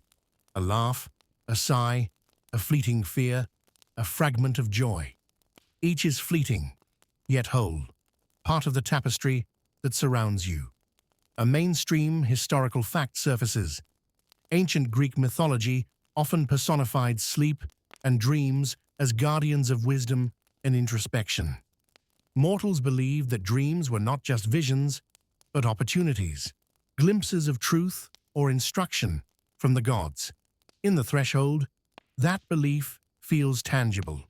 You sense the purpose of every twist, turn, and strange vision tonight, to guide you without command, to show without insistence. The landscape subtly shifts, now resembling a gentle sea of clouds, each cloud glowing with muted starlight. You float along it, weightless, each ripple in the cloud carrying a story, a thought, or a lesson. And in the distance, the familiar glow of the stone amphora appears, half buried in golden sand, a callback to the shore of lost dreams. Its light pulses in rhythm with your heart, reminding you of how far you have come. You reach the amphora and kneel beside it, noticing that it has no lid now. The water inside shimmers with everything you've experienced tonight. Fragments of fear and joy, whispers and visions, memories and ideas. You dip your hands into it, feeling the cool, luminous liquid flow around your fingers. Instead of dissolving, your reflection remains clear. The river of sleep has integrated all your fragments into a singular calm. A quirky detail drifts into your mind. The ancients sometimes placed tiny representations of amphorae in tombs, believing that the containers would preserve the dreams of the deceased. Now, holding this amphora, you understand the symbolism. Dreams are eternal, and sleep is sacred. Morpheus gestures toward the horizon. Faint threads of gold stretch across the sky, connecting islands of starlight and clouds. All roads lead here eventually, he murmurs. This is the culmination of tonight's journey, where letting go and remembering coexist. You lie back on a soft cloud, feeling its warmth envelop you. The light of the threshold dims slightly, settling into gentle, ambient hues. The air hums a lullaby, a delicate resonance that matches the rhythm of your own breath. You sense every fragment of the night, all the gods, spirits, dreams, fears, and joys, folding into a single pulse of rest. Your eyes grow heavier. Every sound, every light, every whisper aligns with your heartbeat. Sleep no longer feels like surrender. It is completion, integration, and release. And as the stars above shimmer one last time, the final thought drifts into your mind. Soft, unhurried, eternal. Even the cosmos sleeps, and so can you. The threshold begins to fade gently, like ink dissolving in water, leaving behind only a soft, warm darkness. You are no longer floating above clouds, or amid orchards, or ancient groves. You are here, in the quiet space between waking and sleeping, where time stretches but never burdens. The air is velvety, the temperature perfect, and every breath you take feels as if it is lulling the muscles of your body into gentle surrender. You notice faint lights shimmering in the distance, tiny, golden, like fireflies, but slower, more deliberate. Each one drifts in circles, forming patterns reminiscent of constellations. You realize these are the residual echoes of your journey tonight. Fragments of every dream, every lesson, every fragment of wonder that has brushed your mind. They swirl and fold into themselves, creating a soft, comforting cocoon around you. You lie down on what feels like a vast, invisible mattress of air, weightless but grounded. The pulse of the night, the echoes of Hypnosis Grove, Morpheus's guidance, the veil of sleepwalkers, and the celestial skyway continues beneath you. Every flicker, whisper, and ripple aligns with your heartbeat, carrying you toward a state of profound rest. A quirky detail draws your attention. A faint, playful ripple moves across the dark surface beneath you like a miniature wave, reflecting a fragment of a dream you don't quite remember. For a moment, it feels like the universe is smiling at you, a soft, private joke only you can perceive. You chuckle quietly to yourself, the sound merging with the whispers of the night. The air hums a gentle lullaby, slow and harmonious. You notice your own breath, syncing with it, each inhale and exhale falling perfectly in rhythm with the pulse around you. The sensation is soothing, meditative, almost hypnotic. You feel a mainstream historical fact resurface. The Greeks often used sound, repetition, and ritual to guide sleep and dreams, from chanting to the rustle of leaves or water. You realize that tonight, the entire dreamscape has been a symphony of that principle, guiding, shaping, and comforting, without pressure. Gradually, the edges of the space blur. The fireflies dim, the soft glow of clouds, orchards, and groves is gone, but their warmth remains. The weightlessness persists, yet you feel deeply held, embraced by something larger than yourself, the infinite rhythm of sleep itself. A soft voice, neither human nor divine, whispers, "All journeys end, yet rest continues.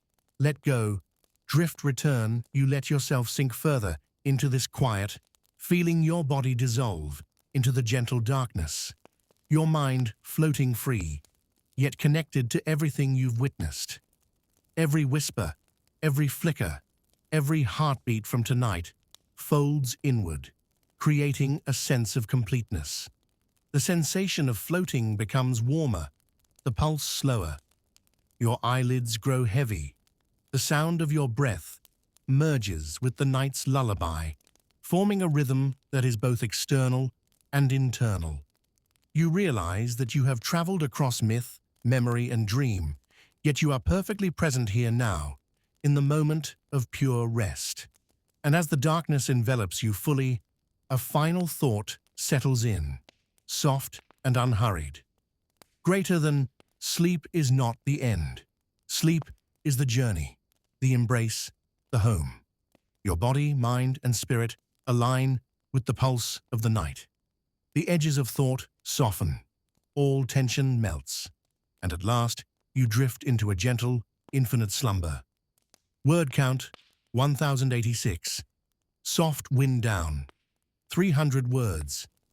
The night wraps around you like a familiar blanket, warm, comforting, and impossibly soft. The echoes of the shore of lost dreams, the grove of Hypnos, the vale of sleepwalkers, the celestial skyway, the sanctum of the Oneiroi, and the orchard of eternal slumber all fold into each other, creating a gentle symphony of memory, reflection, and calm. Every heartbeat, every breath aligns with this rhythm, guiding you deeper into serenity. You feel the weight of the day dissolve, leaving only a tranquil lightness. Tiny lights flicker gently in the darkness, soft as whispers, each one carrying fragments of your thoughts, dreams, and quiet imaginings. They drift lazily around you, creating patterns that soothe the mind and release the body. Even your worries, the small, nagging ones, feel lighter, like leaves carried away by a slow, golden current. There is no rush, there is no agenda, just the slow, infinite unfolding of the night, wrapping you in safety and peace. Your muscles release, your thoughts settle. Even time itself feels irrelevant, unhurried, bending to the rhythm of your quiet breathing. Imagine the soft touch of a gentle wind, the faint shimmer of stars above, and the comforting pulse of the universe cradling you. Each exhale carries away tension. Each inhale fills you with calm. You are weightless. You are infinite. You are safe. Tonight, the gods of dreams and sleep have guided you through myth, memory, and imagination. They leave you here, resting, whole, ready to awaken when the morning arrives. Yet for now, there is only the gentle, endless embrace of sleep. Close your eyes. Let the darkness carry you. Drift into the quiet. Let go completely. The night is yours. The world is soft, and you are home. You find yourself aboard a small, fragile vessel, drifting across an infinite sea of black waters. The surface is smooth, almost glass-like, reflecting a sky darker than any night you've known. There is no wind, yet the boat moves forward, carrying you silently across this liquid expanse. Every wave glimmers faintly, like the remnants of long-forgotten fears stirred from the depths. This is the Sea of Nightmares, a mythic place whispered about in sailors' tales. Ancient mariners claimed that those who ventured too far at night would encounter phantoms of the deep, shadowy shapes that rose from the black water to mirror their deepest anxieties. Tonight, you float among them, fully aware, but strangely unafraid. From the depths, vague forms stir, giant shapes that are part fish, part shadow, part memory. One drifts upward, revealing a face you recognize yet cannot place. A shiver runs down your spine, not from fear, but from recognition. This is your own subconscious reflected, materialized into fluid, undulating shapes. A mainstream historical fact surfaces. Ancient Greek sailors often invoked deities or dream spirits to guide their sleep during long voyages. They believed that nightmares at sea were messages from gods, warnings, or lessons, not mere terror. Here, the Sea of Nightmares feels exactly like that, a teacher disguised as darkness. You notice quirky details in the black waves.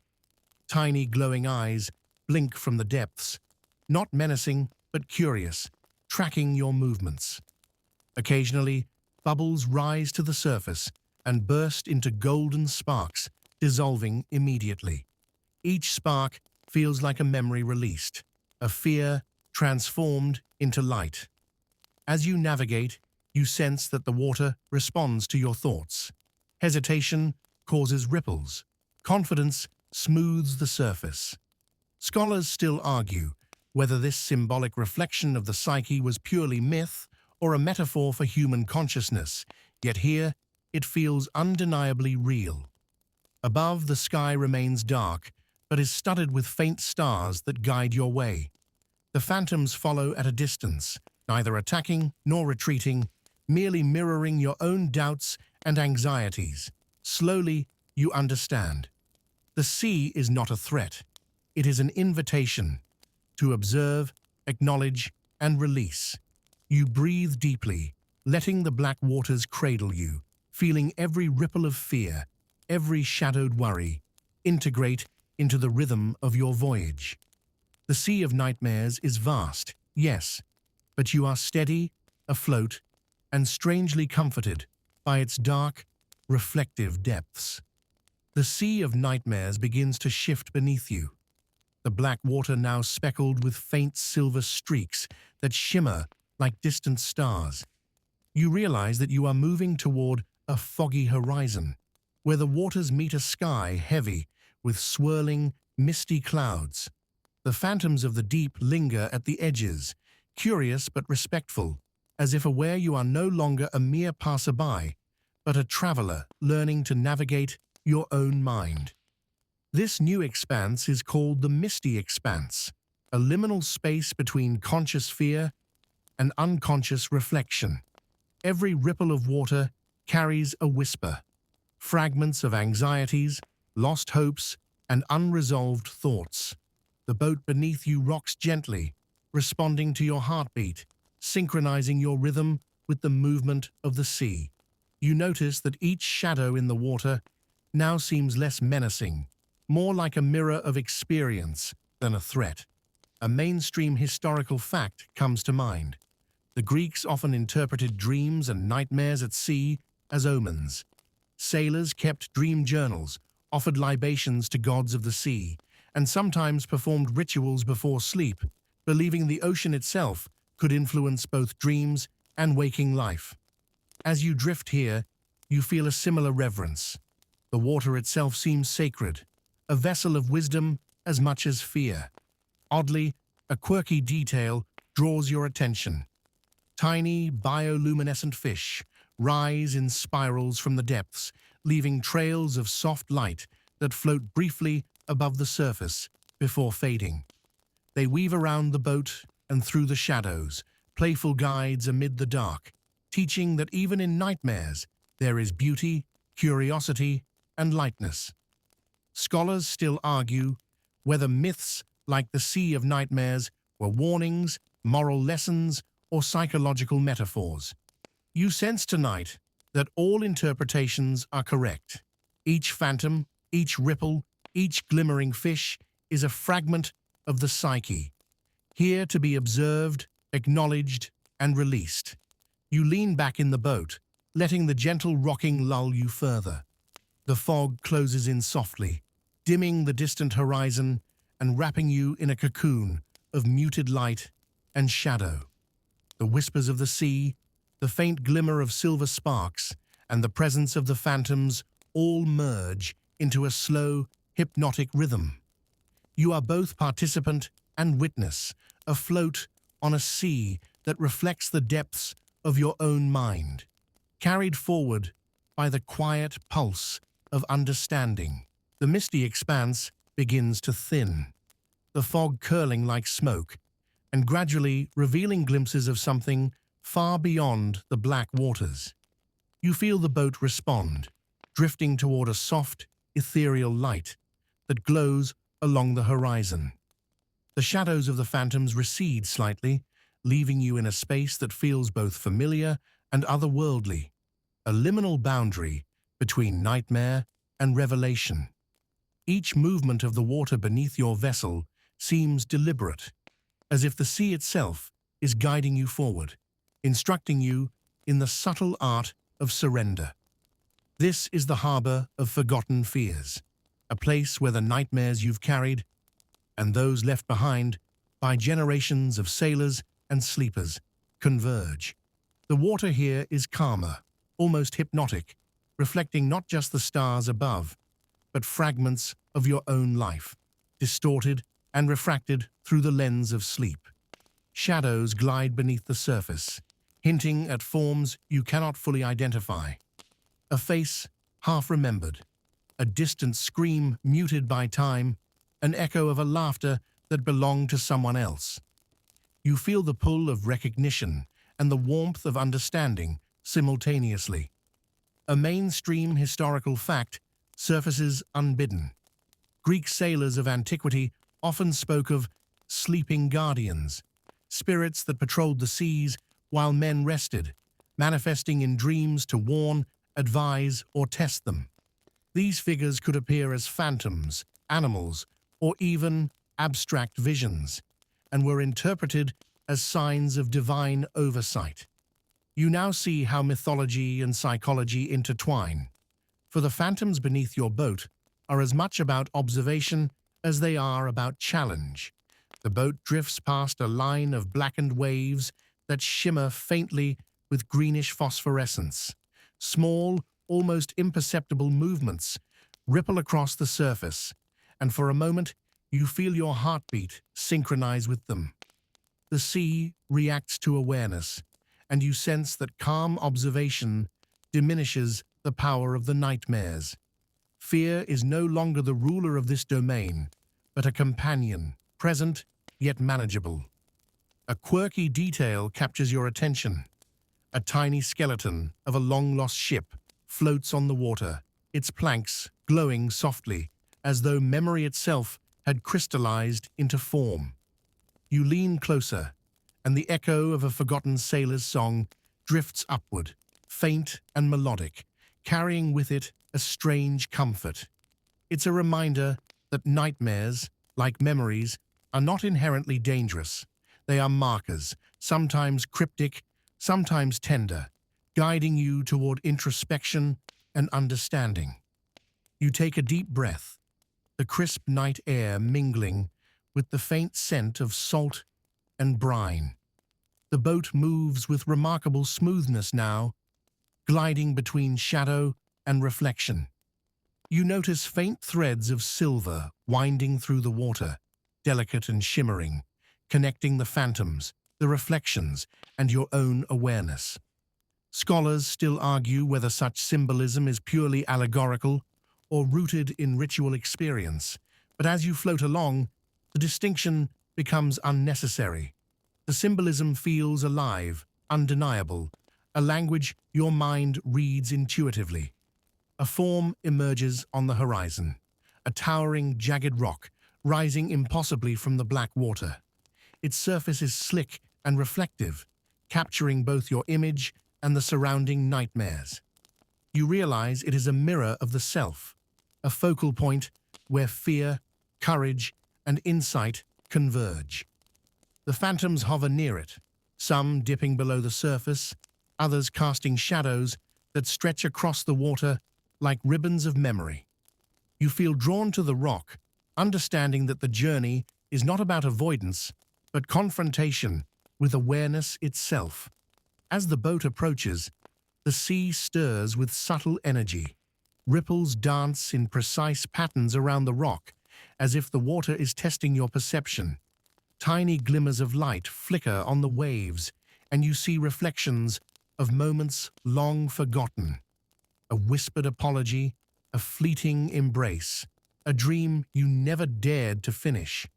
The phantoms observe silently, no longer threatening, but patient, their presence instructive. You realize that nightmares are not enemies. They are teachers in disguise, highlighting aspects of yourself that require attention, compassion, and acceptance. A sudden movement catches your eye. A phantom whale, immense and graceful, rises from the depths. Its form is translucent, body rippling with star-like luminescence, eyes reflecting your own doubts and insecurities. Yet, rather than invoking terror, it radiates calm authority. The whale swims alongside your boat for a while, its immense shadow beneath the water, reassuring rather than oppressive. You notice the subtle vibrations of its movements through the hull, resonating with your chest, synchronizing with your breath. The Sea of Nightmares begins to waver gently, its black waters softening into a muted silver under the faint glow of a rising moon. The boat drifts with ease now, carried not by wind or current, but by a sense of direction that feels innate, as if the night itself has extended a guiding hand. Ahead, the horizon is no longer a void, but a field of faintly luminescent islands, floating like delicate fragments of dreams suspended in mist. This is the islands of forgotten reverie, a place where memories that were once lost or abandoned gather to rest. Each island glows differently. Some radiate warm amber light, others shimmer pale blue, while a few pulse in soft greens and violets, as though the colors themselves are emotional tones of forgotten thoughts. You notice that as you approach, the islands respond subtly. A ripple of reflection dances across their edges, acknowledging your presence, inviting you closer. A mainstream historical fact comes to mind. The Greeks often believed that sleep was a liminal state, where one could commune with ancestral spirits or lost memories, and some islands were said to host sacred rituals to aid in dream interpretation. You realize this cluster of islands is the same concept materialized, a sanctuary of past experiences waiting to be reconciled, observed, or embraced. Tiny creatures flit among the islands, quirky details that catch your eye. Luminous birds with elongated tails that write fleeting patterns in the air, playful shapes of miniature animals dancing over the glowing flora, and even the occasional tiny winged cat chasing after motes of light. Scholars still debate whether such whimsical elements were allegorical in Greek mythology or representations of the human imagination. Yet here, their presence is tangible, softening the surreal landscape and infusing it with gentle curiosity. You steer the boat closer to one of the larger islands, its surface dotted with crystalline trees whose leaves seem to hum faintly. Each leaf resonates with a fragment of a memory, a forgotten laughter, a childhood fear, a fleeting dream.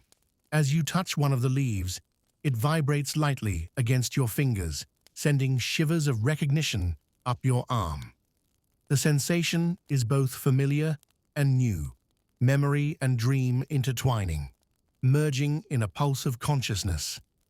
Across the water, reflections of the night sky mingle with the glow from the islands, creating an impression of walking among stars rather than traveling across a sea. The gentle lapping of water against the boat becomes rhythmic, almost meditative, syncing with your breath and heartbeat.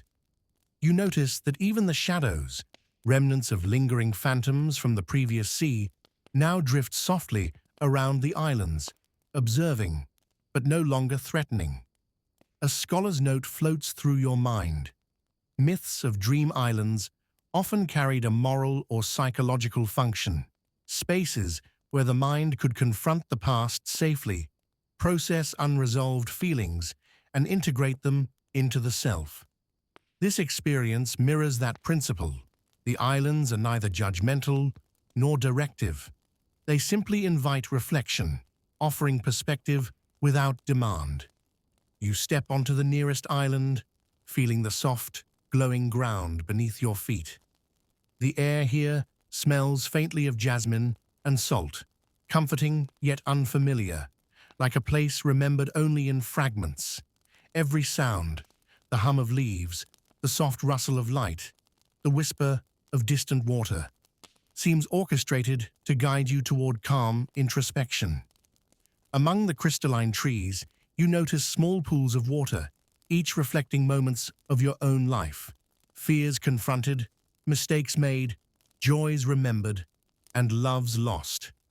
Touching the surface of a pool sends ripples across the reflection, slightly distorting it, but also integrating it into the broader tapestry of the island. It feels like memory in motion, fluid, forgiving, and alive. A faint voice, almost imperceptible, whispers from the distance. Here, every fragment is honored, every shadow understood. Fear and joy, laughter and regret, all are threads in the fabric of your being. The islands hum softly in response, and you feel yourself relaxing further. Even the smallest details, the flutter of luminous leaves, the play of tiny winged creatures, the subtle shimmer of the water, are reminders that sleep is not just rest, but integration, a process of weaving all experiences, fears, and dreams into a coherent whole. You lie down beneath a crystalline tree, the glow soft around your form.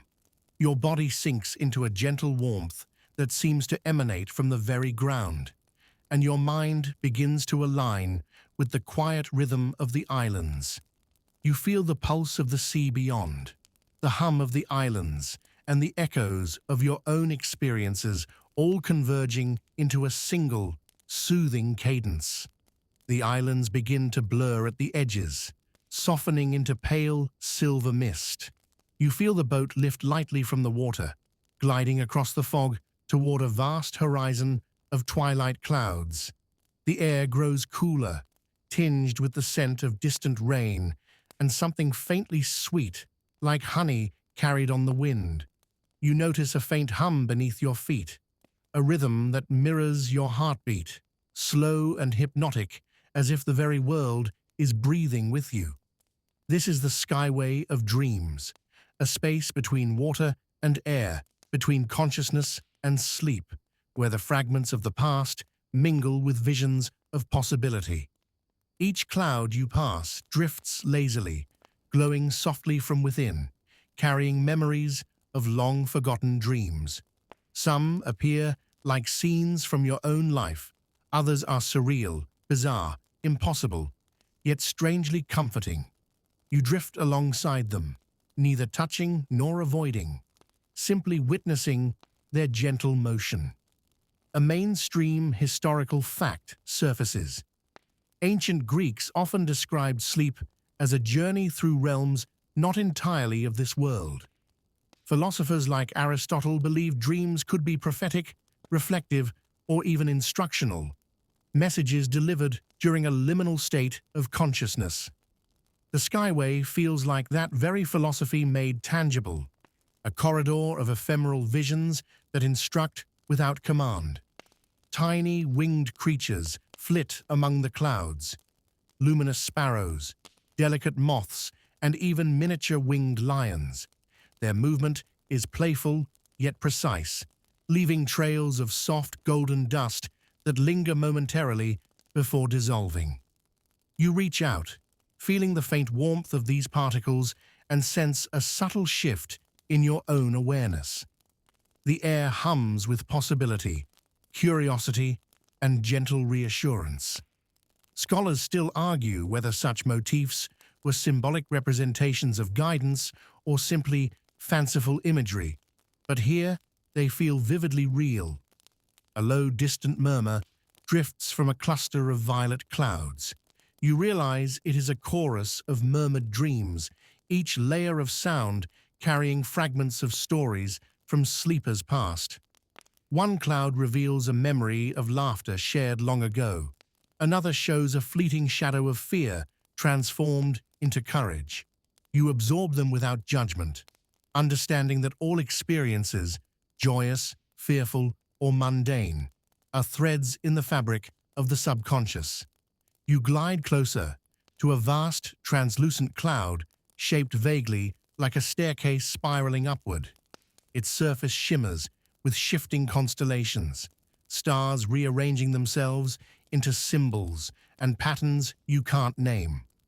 As you ascend slightly in your boat, the staircase appears to extend infinitely, a pathway for reflection and deeper understanding.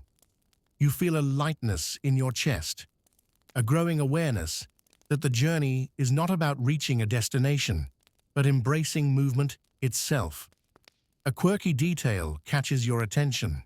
A small cloud, shaped like a teacup, drifts past, its steam curling into miniature mythical creatures, tiny centaurs, satyrs, and winged horses that gallop across the vapor. You chuckle softly.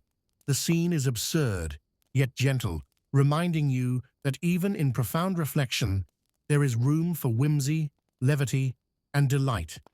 The hum beneath your feet rises slightly, synchronized with the pulse of the clouds and the beat of your own heart. Scholars still debate whether dreams on such skyways were purely narrative devices or intended as spiritual instruction, but you sense tonight that both interpretations are correct.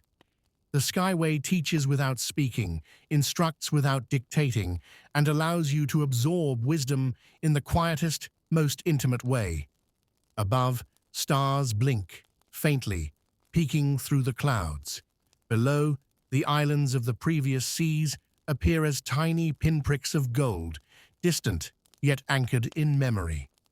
The phantoms of nightmares have faded, leaving only gentle echoes, their lessons integrated and their presence comforting rather than alarming. Every pulse of light, every whisper of cloud feels deliberate, a slow, deliberate orchestration of awareness, acceptance, and quiet serenity. You let your hands rest on the sides of the boat, feeling the subtle motion, sensing the hum, noticing the warmth that radiates from both the clouds and yourself. The skyway carries you onward, higher and lighter, yet completely grounded in the rhythm of your breathing. There is no hurry, no tension, only the soft unfolding of perception, a gentle expansion of consciousness that is both active and restful. The skyway of dreams stretches endlessly above and below, a soft corridor of swirling clouds and faint starlight. Your boat glides effortlessly along its ethereal path, the hum beneath your feet blending with your own steady breathing. You notice the edges of the clouds shimmering with delicate colors you cannot name, hues that feel more emotional than visual, carrying whispers of forgotten laughter, soft regrets, and fleeting joys. This segment of the journey is called the Grove of Floating Memories, a place where fragments of thought, both cherished and neglected, gather to rest. Each cloud here pulses gently, like the beat of a heart, and as you drift among them, you begin to see patterns forming, constellations of moments that together map the story of your own mind. It is both deeply personal and universal, a reflection of the human experience as it moves through sleep. A mainstream historical fact emerges. The Greeks often used guided sleep rituals to connect with ancestors, dreams, and divine visions. Temples and sacred groves served as incubation spaces where visions and messages could be interpreted. You feel the same principle at work here. Each floating memory seems deliberately placed, waiting to be observed, understood, and integrated. Among the glowing clouds, you notice quirky details, tiny glowing insects shaped like ancient symbols, miniature winged horses galloping along faint trails of starlight, and whispering lights that resemble minuscule figures dancing in invisible air. Scholars still debate whether such imagery in myth represented literal spiritual guides, metaphors for human consciousness, or simply playful imagination. Yet here, they feel tangibly alive, guiding you gently through the grove. You drift toward a particularly radiant cloud that mirrors a moment long past, a fragment of a childhood memory you had nearly forgotten. As you lean closer, the image shifts subtly, blending past and present, joy and sorrow, creating a sense of emotional continuity. You realize that these floating memories are neither static nor threatening. They respond to awareness, and your attention allows them to integrate seamlessly into your consciousness. The soft hum of the skyway increases, synchronizing with the rhythm of the clouds and your own heartbeat.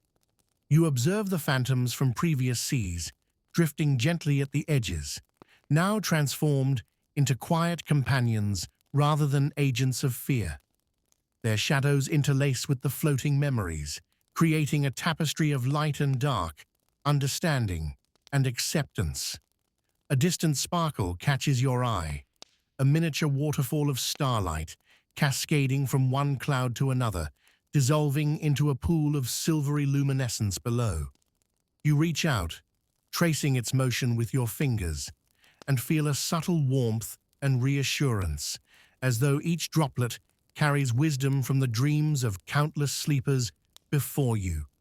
Scholars still argue whether these images were intended to teach moral lessons, guide introspection, or simply symbolize wonder. Tonight, you experience all three simultaneously. You glide the boat closer to the central grove, feeling the weightless serenity of this space wrap around you. Each memory, each phantom, each shimmering light merges into a subtle symphony of integration, harmonizing with the rhythm of your breath. The hum of the clouds, the glow of the floating memories, and the soft pulse beneath your feet all converge, creating a state of profound calm. You step onto a large cloud in the center of the grove, its surface soft and yielding, radiating gentle warmth. Kneeling, you observe the subtle movements of memories around you, tiny fragments of emotion, fleeting visions, whispers of ancient stories. Each element feels both separate and connected, forming an intricate web of consciousness that is at once soothing and enlightening.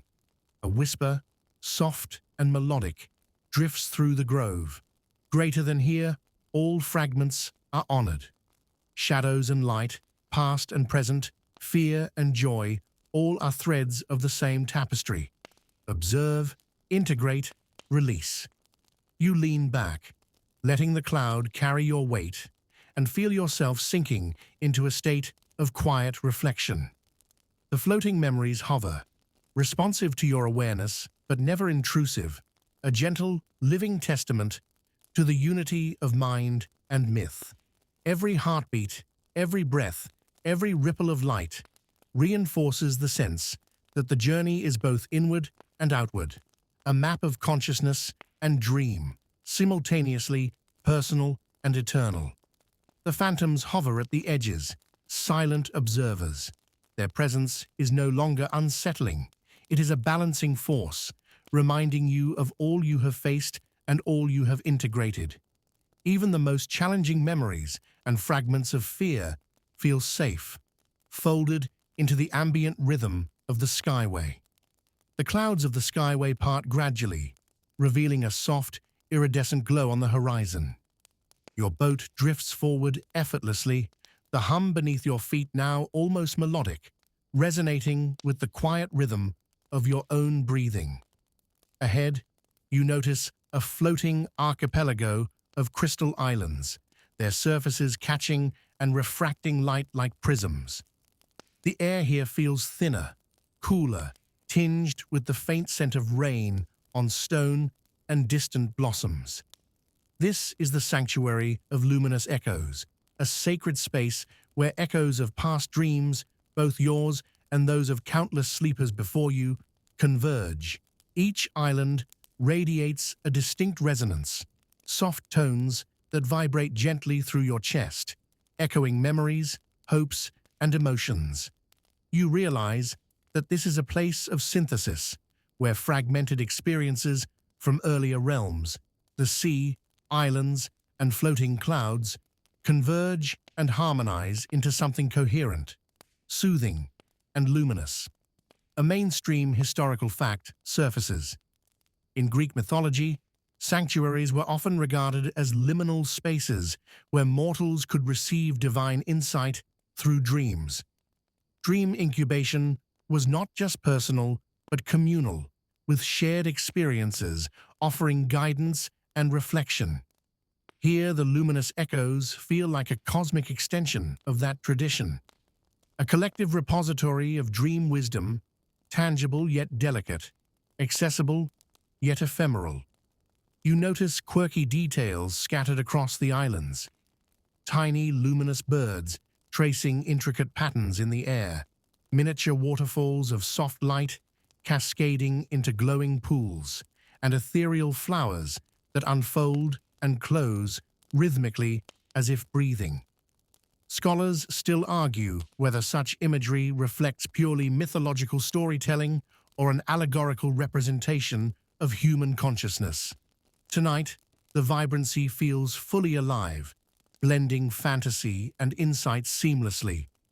As your boat nears the first crystal island, you see faint silhouettes moving beneath the surface, echoes of dreams past. Some resemble childhood memories, fleeting yet vivid. Others are more abstract, glowing symbols of emotions you never fully understood.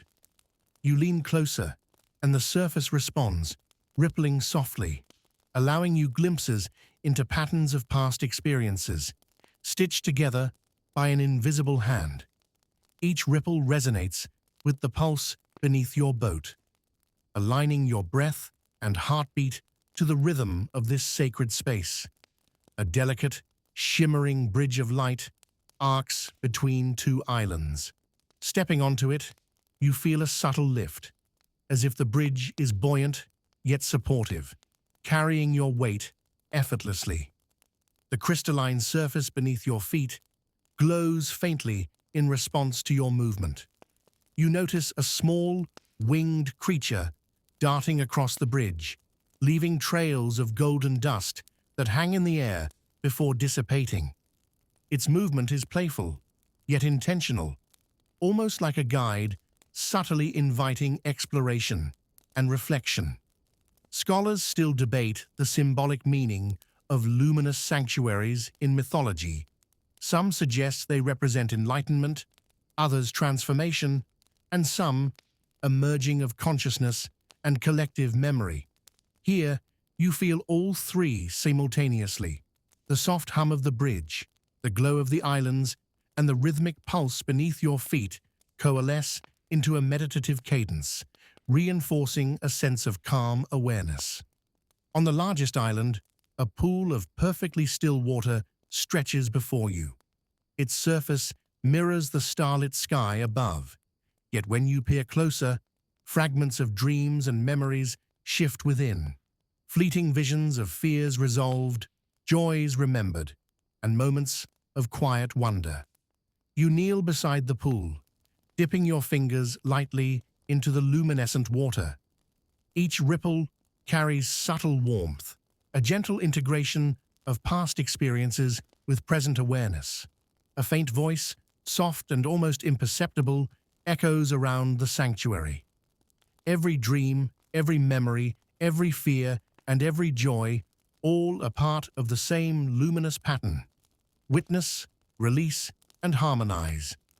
The echoes respond to your attention, swirling softly around you. Even the shadows, remnants of prior nightmares, now hover gently at the edges, integrated into the light, rather than threatening. You understand that the sanctuary of luminous echoes is neither prescriptive nor demanding. Its purpose is gentle guidance, a place where fragments of consciousness, once scattered and discordant, can resonate harmoniously. You sit quietly, observing the shimmering activity of the islands, the subtle glows of light, and the soft murmurs of past dreams. The floating echoes feel responsive to your own awareness, bending gently to your presence, yet never losing their independent brilliance.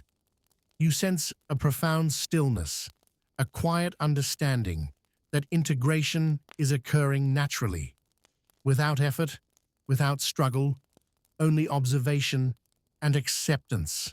The skyway of dreams stretches endlessly above and below, a soft corridor of swirling clouds and faint starlight. Your boat glides effortlessly along its ethereal path, the hum beneath your feet, blending with your own steady breathing. You notice the edges of the clouds shimmering with delicate colors you cannot name, hues that feel more emotional than visual, carrying whispers of forgotten laughter, soft regrets, and fleeting joys.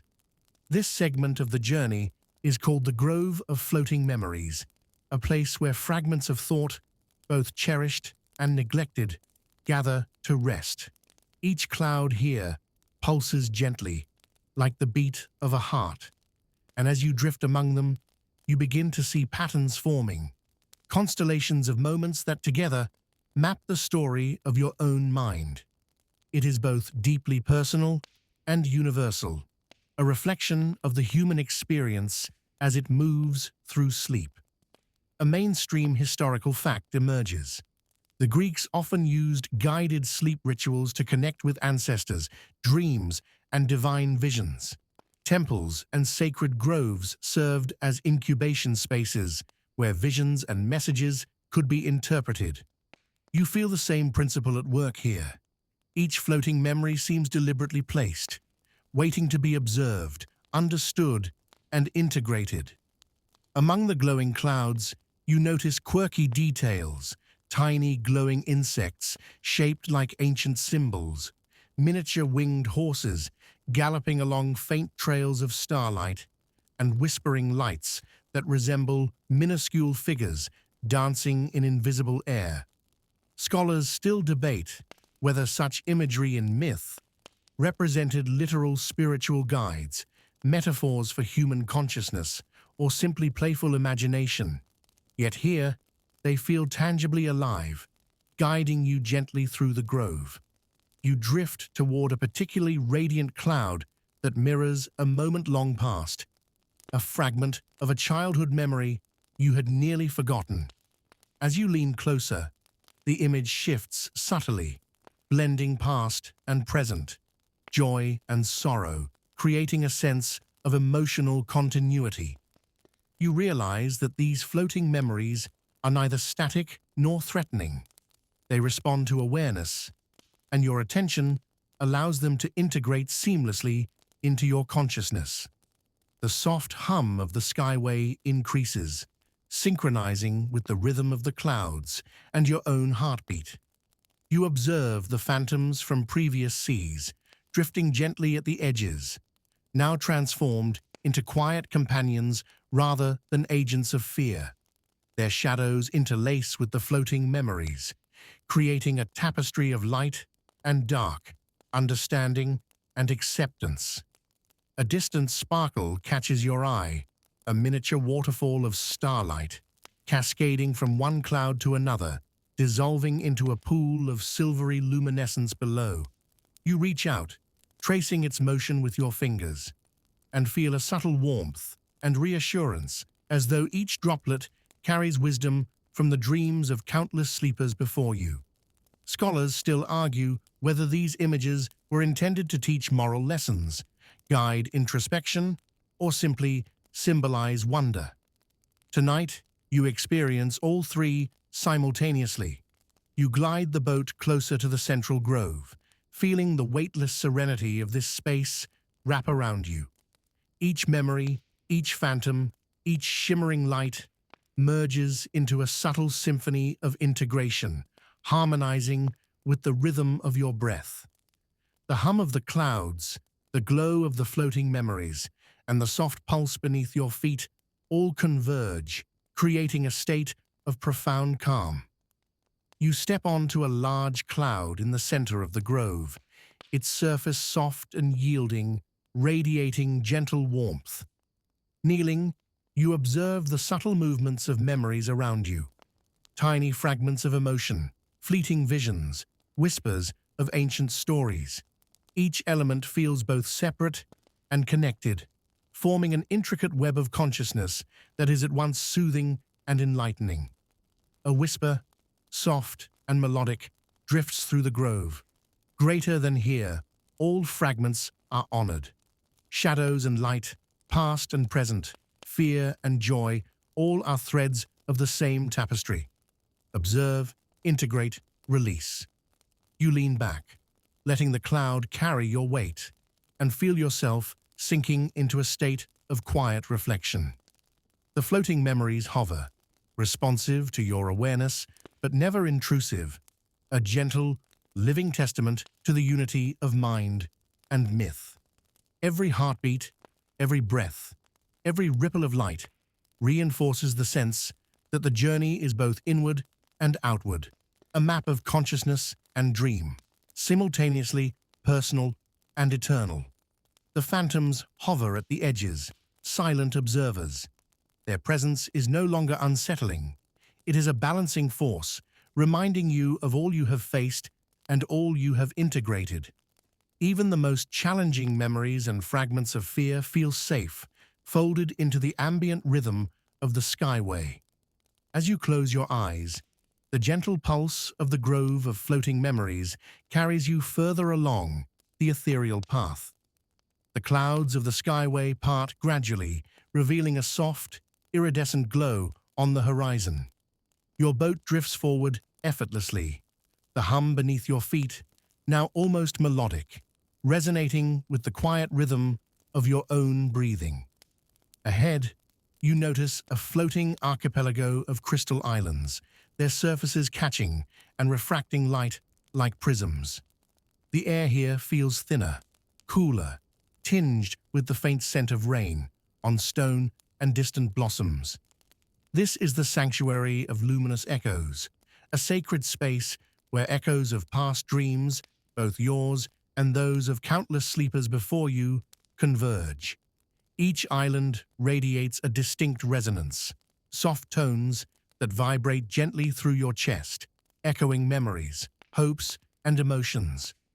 You realize that this is a place of synthesis, where fragmented experiences from earlier realms, the sea, islands, and floating clouds, converge and harmonize into something coherent, soothing, and luminous. A mainstream historical fact surfaces. In Greek mythology, sanctuaries were often regarded as liminal spaces where mortals could receive divine insight through dreams. Dream incubation was not just personal, but communal, with shared experiences offering guidance and reflection. Here, the luminous echoes feel like a cosmic extension of that tradition, a collective repository of dream wisdom, tangible yet delicate, accessible yet ephemeral. You notice quirky details scattered across the islands, tiny luminous birds tracing intricate patterns in the air, miniature waterfalls of soft light cascading into glowing pools, and ethereal flowers that unfold and close rhythmically as if breathing. Scholars still argue whether such imagery reflects purely mythological storytelling or an allegorical representation of human consciousness.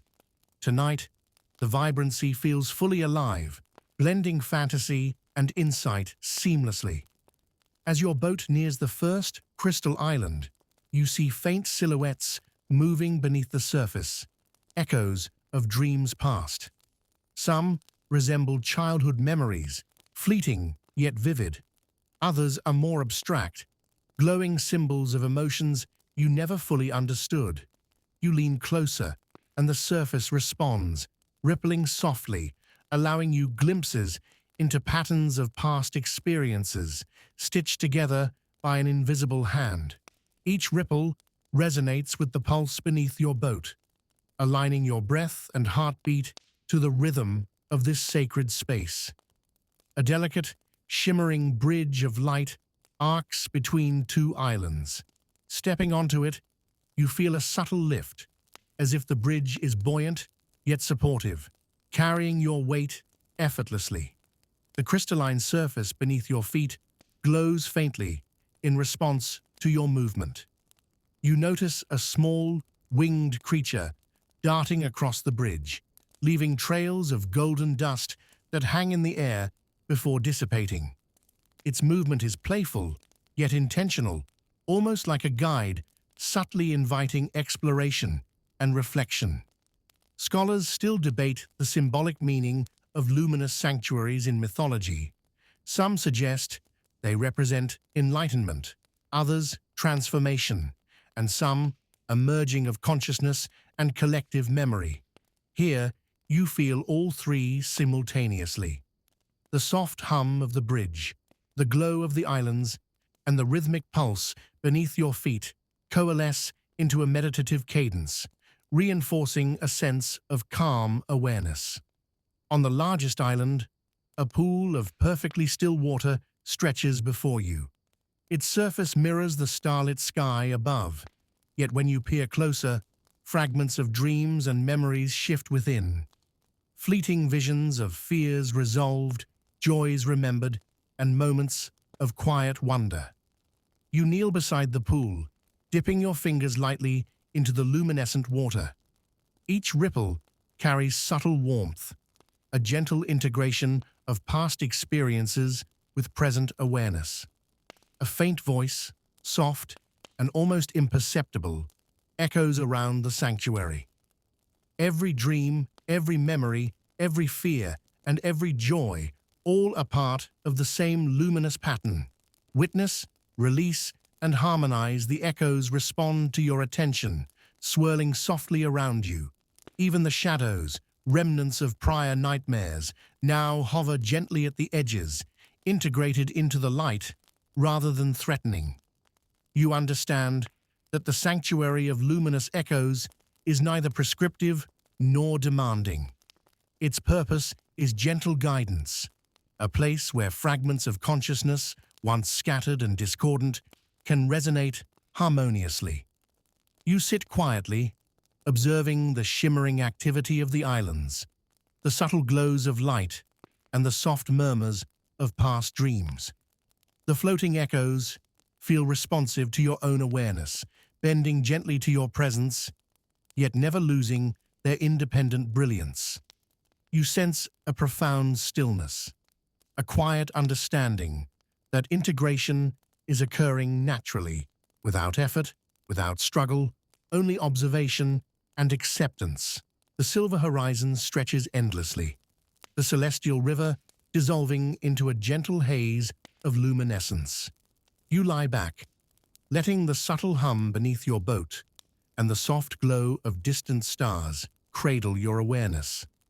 Every ripple, whisper, and flicker of light from your journey across seas, islands, clouds, and rivers now blends into a quiet symphony of calm. You feel weightless, yet anchored, each breath syncing with the rhythm of the night itself. Phantoms, once fearsome, hover gently at the edges of your vision, now companions in the silent orchestra of reflection.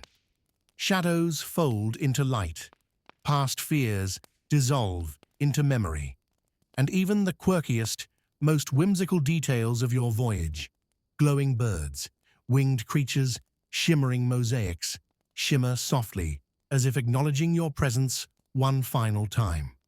You realize the journey was never about conquest. It was about integration, gentle observation, and surrender to the flow of dream and consciousness. Above, stars pulse faintly, casting soft silver streaks across your vision. The faintest whispers drift through the air, echoes of laughter, advice, and comfort from the realms you've visited. You allow them to wash over you, inhaling serenity and exhaling tension.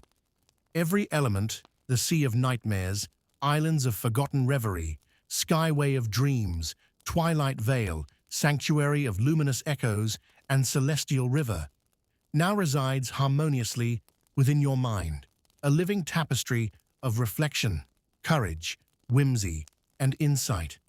Your eyelids grow heavy, the gentle hum and soft glow guiding you toward a deeper surrender. You feel cradled, safe, and entirely at peace, the boundaries between dream, memory, and consciousness dissolving into quiet harmony.